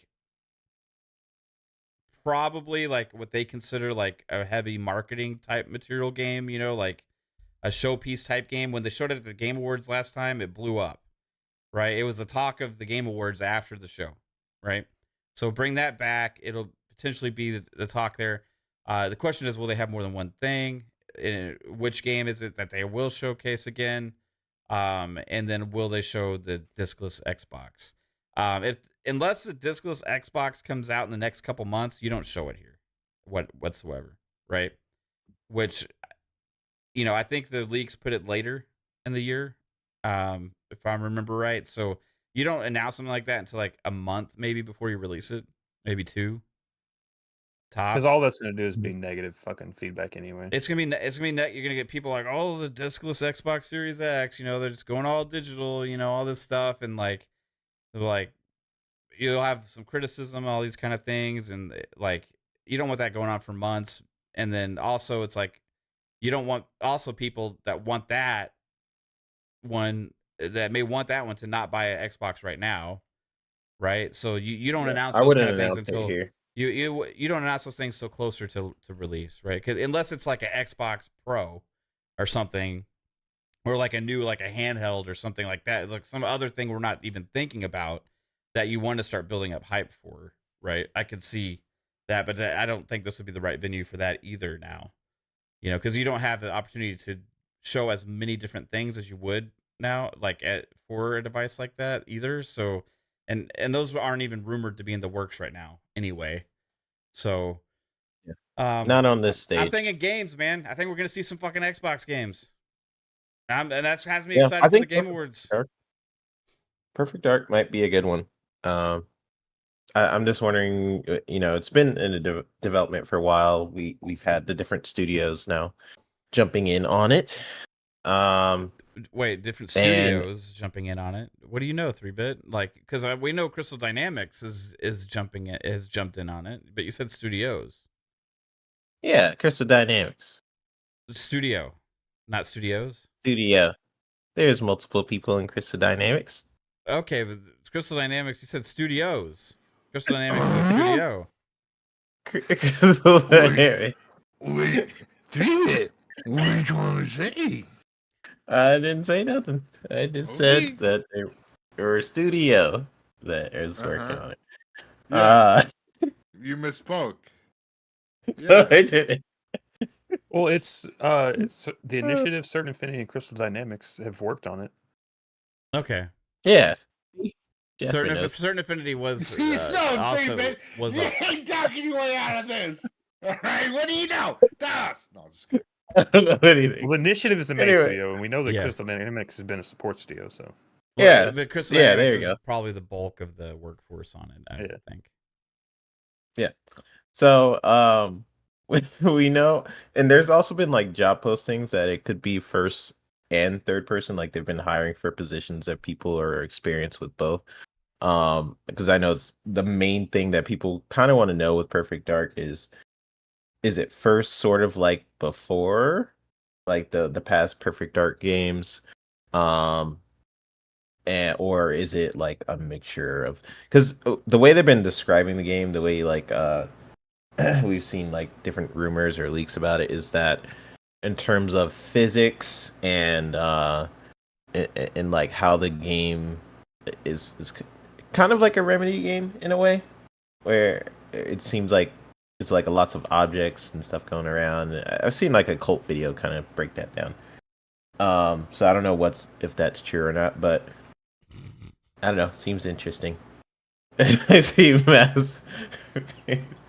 But yeah, I think it's been in development for like long enough that we might see it here on this stage. And it was first revealed on this stage, right? Or was it somewhere else? It was first. Yes, it was first revealed at the Game Awards. Yeah, so it could be a kind of a nice cyclical moment. Comes back. So I'm kind of stealing your answer now. I think it could be there. Or what was the other thing I said? how Perfect Dark's like a Remedy game. Yeah. No. Yeah, like you said the that. other game I said. You said that though. Like you said, where did you get that from? You said you got it from a cult video? Yeah. Okay. I don't remember that one.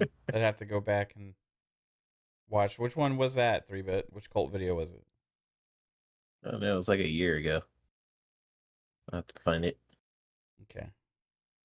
Interesting. Do you know anybody that I have to be very careful with my freaking words. do you know anybody that works at the initiative or at the Crystal Dynamics or Certain Affinity? Yeah, I do. Interesting. Yeah, I do. You talk to him on a Or regular. maybe I don't. Do you know anybody that works at any of the other studios that have worked on Perfect Dark? I'm gonna not say a word. Okay, I try to get you on that one. Good move. Good move, 3-bit. You're ironclad. What about Fable? We know that could it be shown again? I mean, they just showed it at E3, but like maybe that was not as far away as people are thinking. Could they show Fable again here for potential 2025 release? And I don't know if I should speculate on Fable. Is it in your contract where you can't speculate on it? You wouldn't know it. You haven't worked with them in a while, right? So yeah, it's been a bit. When I feel like I should talk to my Xbox lawyer. You talk to your attorney? Yeah. Okay. Well, it's been heavily rumored that when I left, it was in a good state. That's all I'll say. It was in Eidos Montreal and Playground's hands at that time, right? I think so. There was heavy rumors at the time that started circling around Reddit that Eidos Montreal was working on Fable with Playground, right? That didn't come from you. That came from other people, which was interesting. Now, this was kind of one of the reasons I've wanted Microsoft to go and save Eidos Montreal and Crystal Dynamics from Embracer Group, you know. But you know, with all that development power, you know, working on Xbox stuff, you know, maybe those games are further along. Maybe those two could be 2025 type games or 2026 even. So I wonder when they're projecting Fable to release. It's an interesting question. I don't. You can stay out of this 3-bit. I know you can't answer this. Okay. Yeah, this is tough. You might actually topic. probably have an idea. So, do you guys think it'd be crazy to think it could be a 2025 game? That's kind of what I figured it was. Yeah. I think they push it to 2025. Like I think Avowed and Hellblade is next year, so I don't think they're gonna try to push for another big AAA game like something like Fable. They can have Fable more for like a holiday of 2025. And then have like maybe if Clockwork Revolution is ready, or if they have Everwild, if that's ready, if it's not 2024, they could have like an early Everwild, and then maybe another game. Yeah. Because they said 4 games a year, but how many of those bigger are going to be games? big? Yeah, four bigger games. Yeah, but how big though? Consider like Fable's like a big like. It's I would consider Avowed it's a bigger game. like Fable, like Avowed's... Perfect Dark, you know, like a Halo, or you know, Redfall, Starfield. Redfall. Or I mean, Starfield, yes. Redfall was. I mean, they marketed the shit out of it. They had high hopes for it. Like it just. Yeah, I wouldn't generate. Fell flat. But the quality of it doesn't necessarily mean like the scope, right? Like they consider that a big game, right? I would consider the things in that scope and that realm of like budget and marketing and stuff to be one of the big games, right? So I think 4 in that realm, and then filled in with other stuff, kind of what they've been saying. It's tough because we don't really. The second half of next year is kind of tough to fill in, because if Hellblade and Avowed come out first half, you were saying Indiana Jones, like I could see it, but also I could see it getting pushed to maybe summer next year. Maybe Activision is that savior for our second half next year with Call of Duty is our big game. Were they counting that though? Because they were saying this stuff before ABK even existed. You know what I mean? But like as part of Xbox. Yeah, so, I know. It's just, but because they were already on track for that before this acquisition, they said. But what's the second half? Oh, I don't know. That's what I think. I think Indiana Jones is a holiday 2024. I think Avowed is next year. I think. And you got Hellblade earlier. Hellblade, Flight Sim, and then yeah, probably Flight Sim. I think they would consider that a bigger one. I don't see. I wouldn't consider Flight Sim that big game. Well, then maybe there's kind of that's like the Minecraft Legends. Like that's one of your in between. What about like a Doom Year Zero? That would be a big game. Because also maybe that's here. Maybe the Doom games. That would be a huge announcement. Like we really haven't talked about any of the ZeniMax Bethesda side. Like you could also have the ZeniMax Online game get revealed, right? But I do have another question. Speaking of studios, right? Yep. I wonder, like, because we know that Xbox has been sending Rare and the Coalition and teams to help on like Redfall, because they said that's what they were gonna do, right?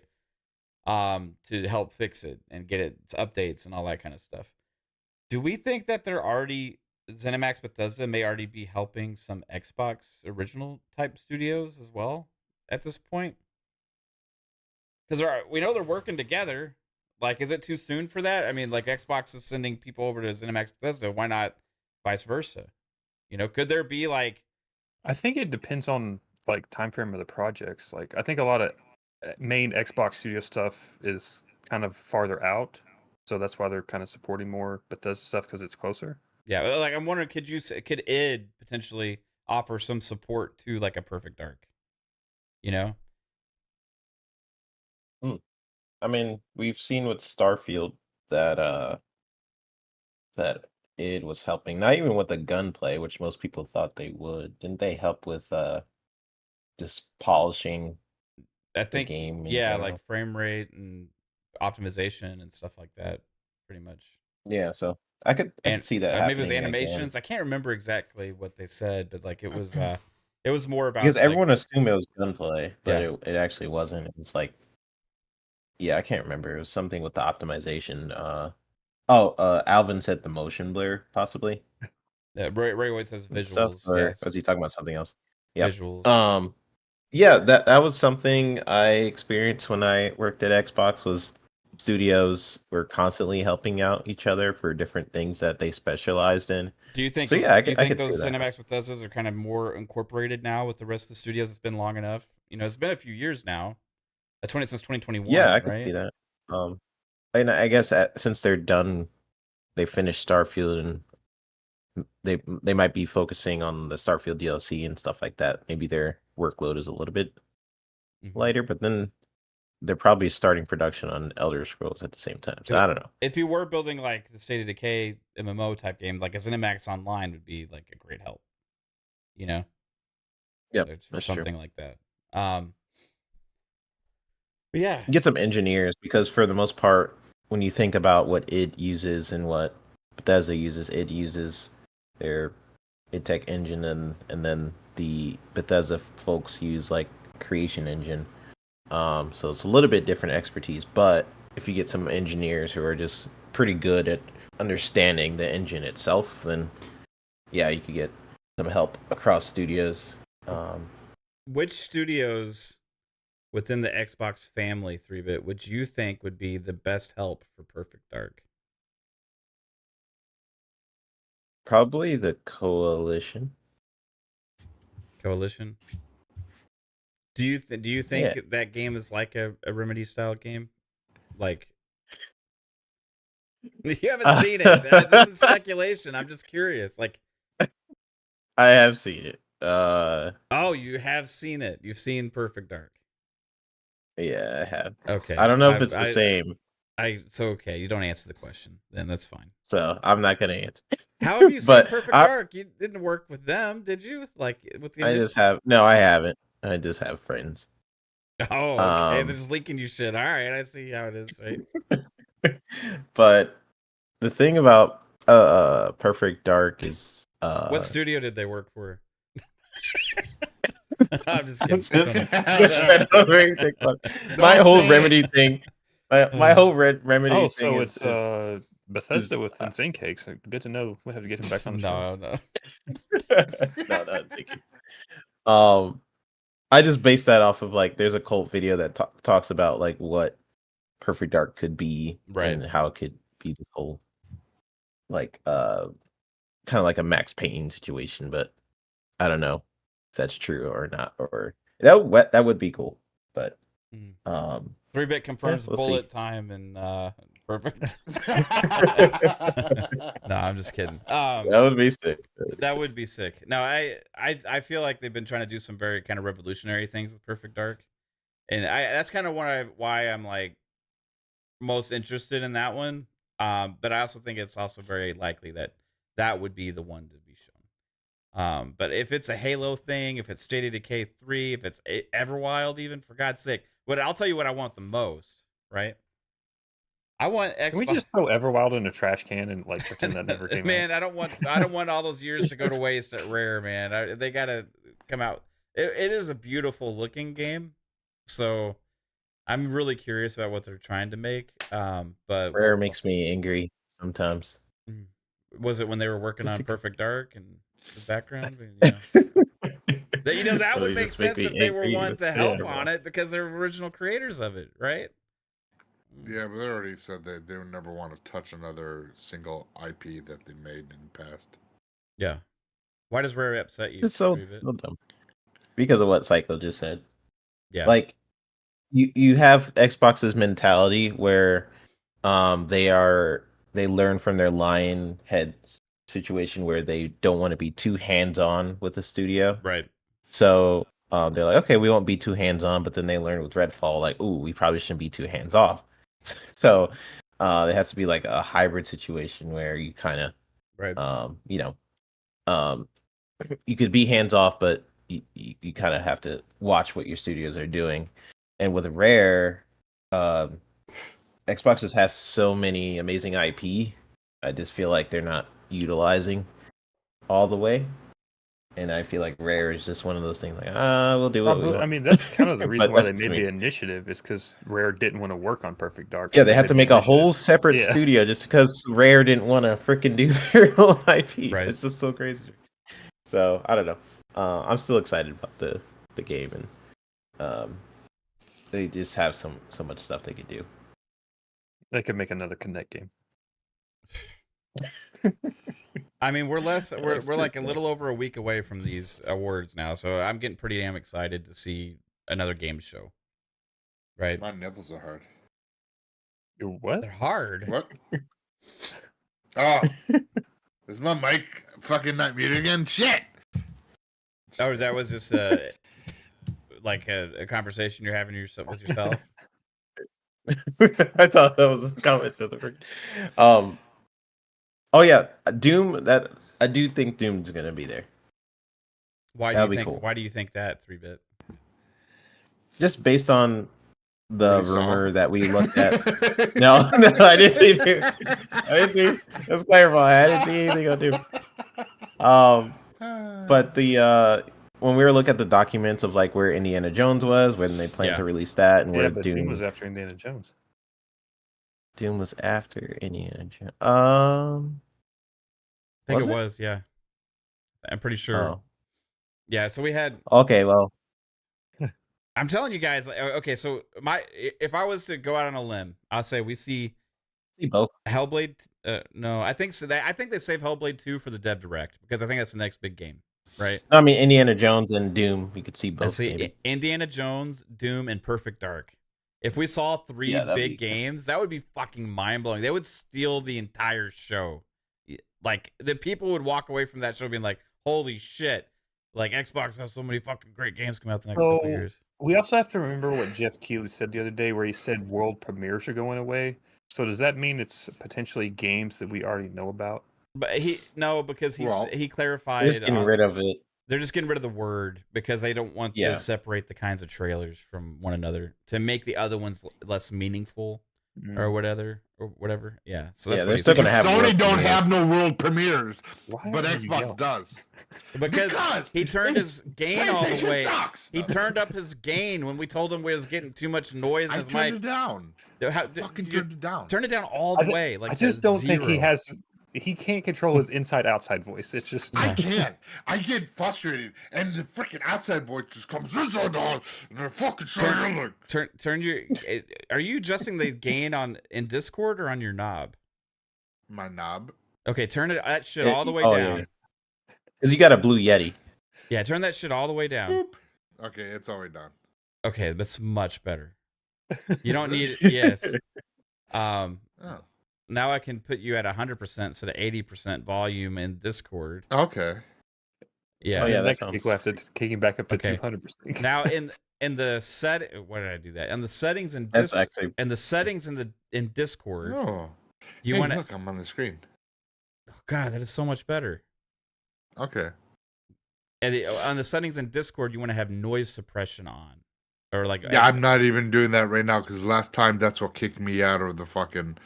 Oh, that's right, because you have a computer from the 80s. So, I built a computer in the early 2010s. Right. I'll work with you after the show and we'll get it right. It's usually not as bad as it was today, but like it's just like picking up everything. I don't know. Somebody was messing with shit. So. I do think that's pretty funny that the Game Awards, they're like, you know what? Next year we'll have a thing for best remaster because of freaking Sony next year, and then. They're like, oh, well, to get rid of world premieres in no time. Then Sony's probably. We don't want the other gaming companies that make hardware feel inadequate because they have nothing to show us. But Except for a still frame of a game that's been in the works for 6 years. Yeah. Well, maybe Sony will have something. I don't know. What will they Hulk have? smash! They'll have a Concord. Maybe. Could be. Isn't that supposed to be That- coming out next year? Concord's Yep. on PlayStation. Are we talking? Yeah. So you think PlayStation's gonna have Concord shown there? Yeah, they have more sandwiches floating around. There we go. It could. I have no faith in that game actually releasing next year. The absolutely zero. Who's faith. making that game? Firewalk, right? Is that right? Or is it Fire Sprite? Right? Fire something. Yeah, Fire. that's not coming out. Fire sale. They Tur- their studio's like Turd uh, fire? Their studio's not too far from Bungie, and they have a bunch of former Bungie people there. So Yeah. Are they still there? It's a good question. Gosh. Is it We'll Firewalk see. or Fire Sprite, chat? For what? We don't know anything about like what they can make because they've never made a game before, so it's hard to judge. Firewalk. Are you talking about Concord. Oh, that's Firewalk. Oh, Firewalk. So wait, you have. I guess we'll see. Like I'm Yeah, interested Firewalk. to see what, like, because Stellar Blade, for example, like people are like hyping up Stellar Blade, and most of what the developers made before are like mobile games. That's gonna be And- Bright Memory Infinite. That's what that game's gonna be. I think they're Like, probably a little bit more visually capable than beautiful, one but- person, but we'll Well, multiple people, but I'm saying the that's what the game is gonna feel like.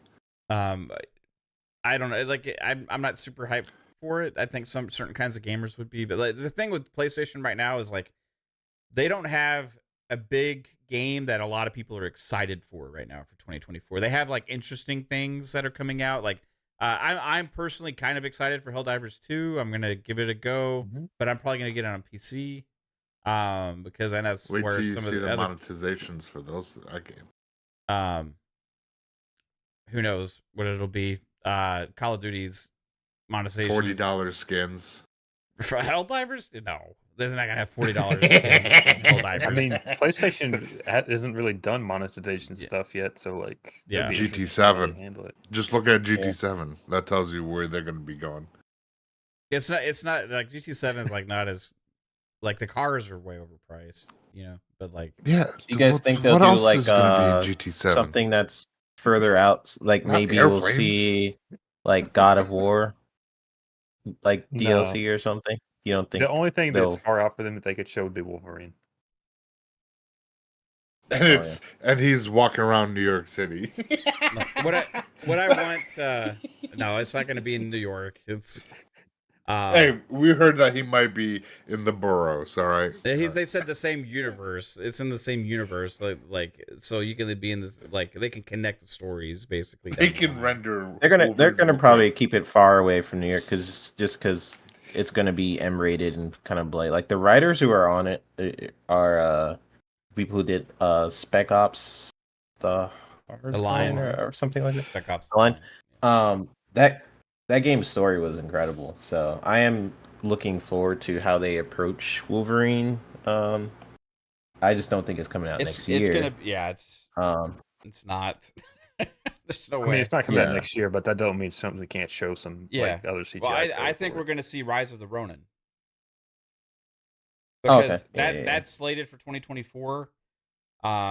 They showed it at a Keighley show before as well. I think at the last year's like summer show that he had, maybe I forget exactly where it was, but it would make sense for them to show that game because it's slated for 2024 and it's a Is Final Fantasy VII Part 3 or 2 or where the fuck coming out next year?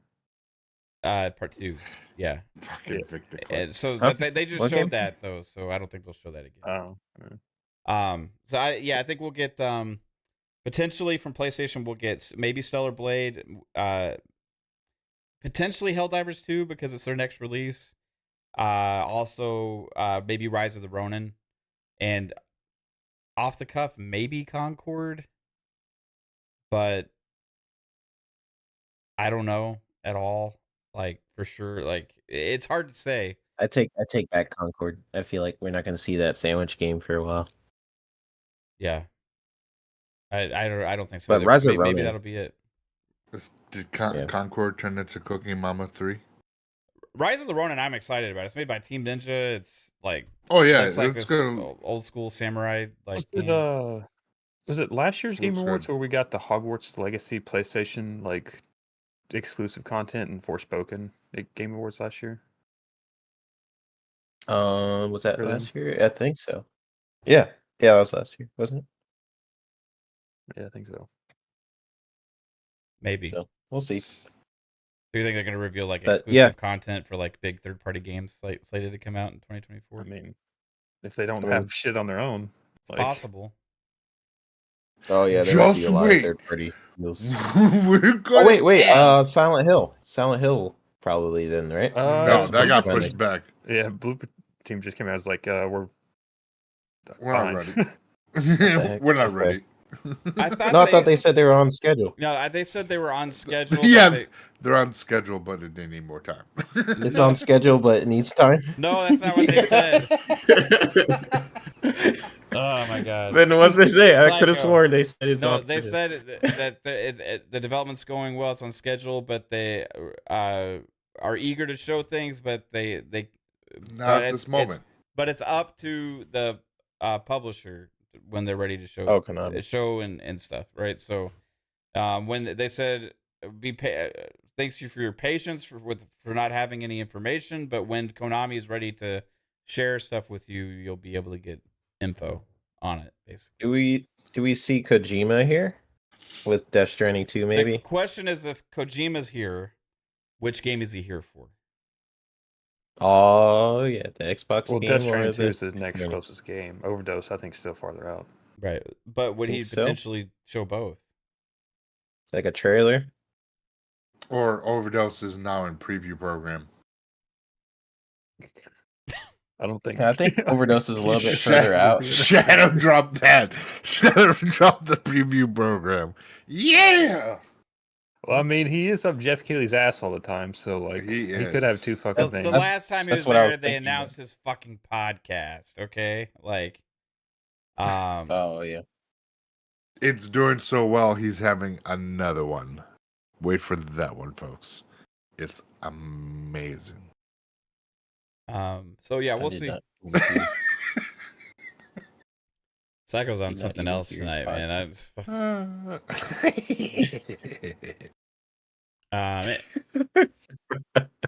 anyway, I think it's a good time to get out of here. We've speculated enough about this, but I'm excited. Hopefully, you guys are. We'll see what happens next week at the Game Awards. But keeping my ear open to Pong's got some stuff going on, so we may or may not have a show on Thursday.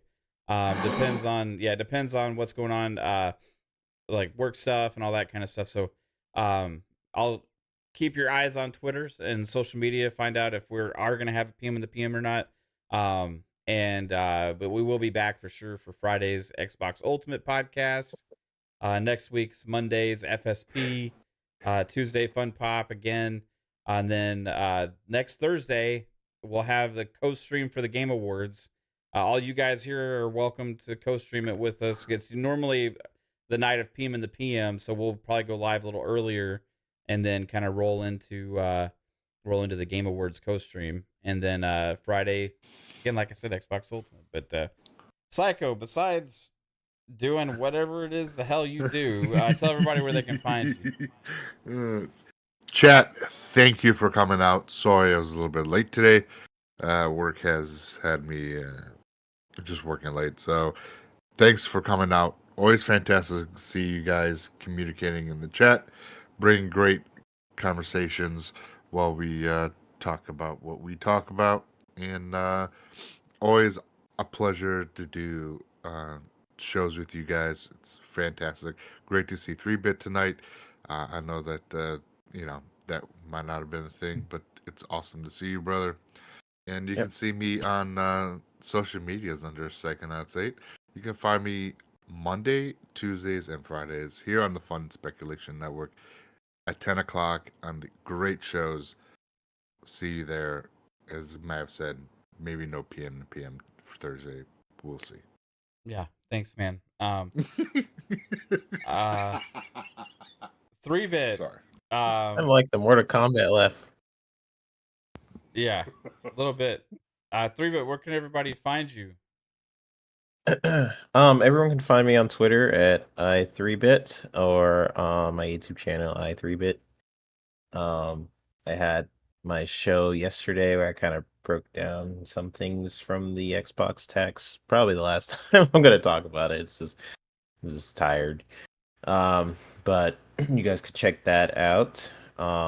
Check out my views and everything on upcoming topics in the gaming industry. But overall, great show. I love talking about movies and shows, and we got to tackle also games. I kind of like the mixture we had today of different topics. So appreciate everybody in chat. I'll see you guys on the next show, probably Monday. We'll see. I don't know when. There's just a lot of stuff going on this week for me. So I'll probably see you guys on the next FSP. But I'll see what's going on. But see you guys in the next one. Right on, bro. Thanks, 3-bit. And Jasper, what about you, sir? Yo, check it out, Lord Jasper Twitter, Lord Master Jasper YouTube. Everyone else said all the shows already, so I won't repeat that. But that's where I'm at. Check it out and have a good night. Yeah, and you may not be here next FunPop, right? Yeah, I won't be on next FunPop next week. So yeah. So anyway, everybody, hope you have an awesome night, and we'll see you all real soon. Have a good one. Take it easy. Peace. Good night, everybody. Bye-bye.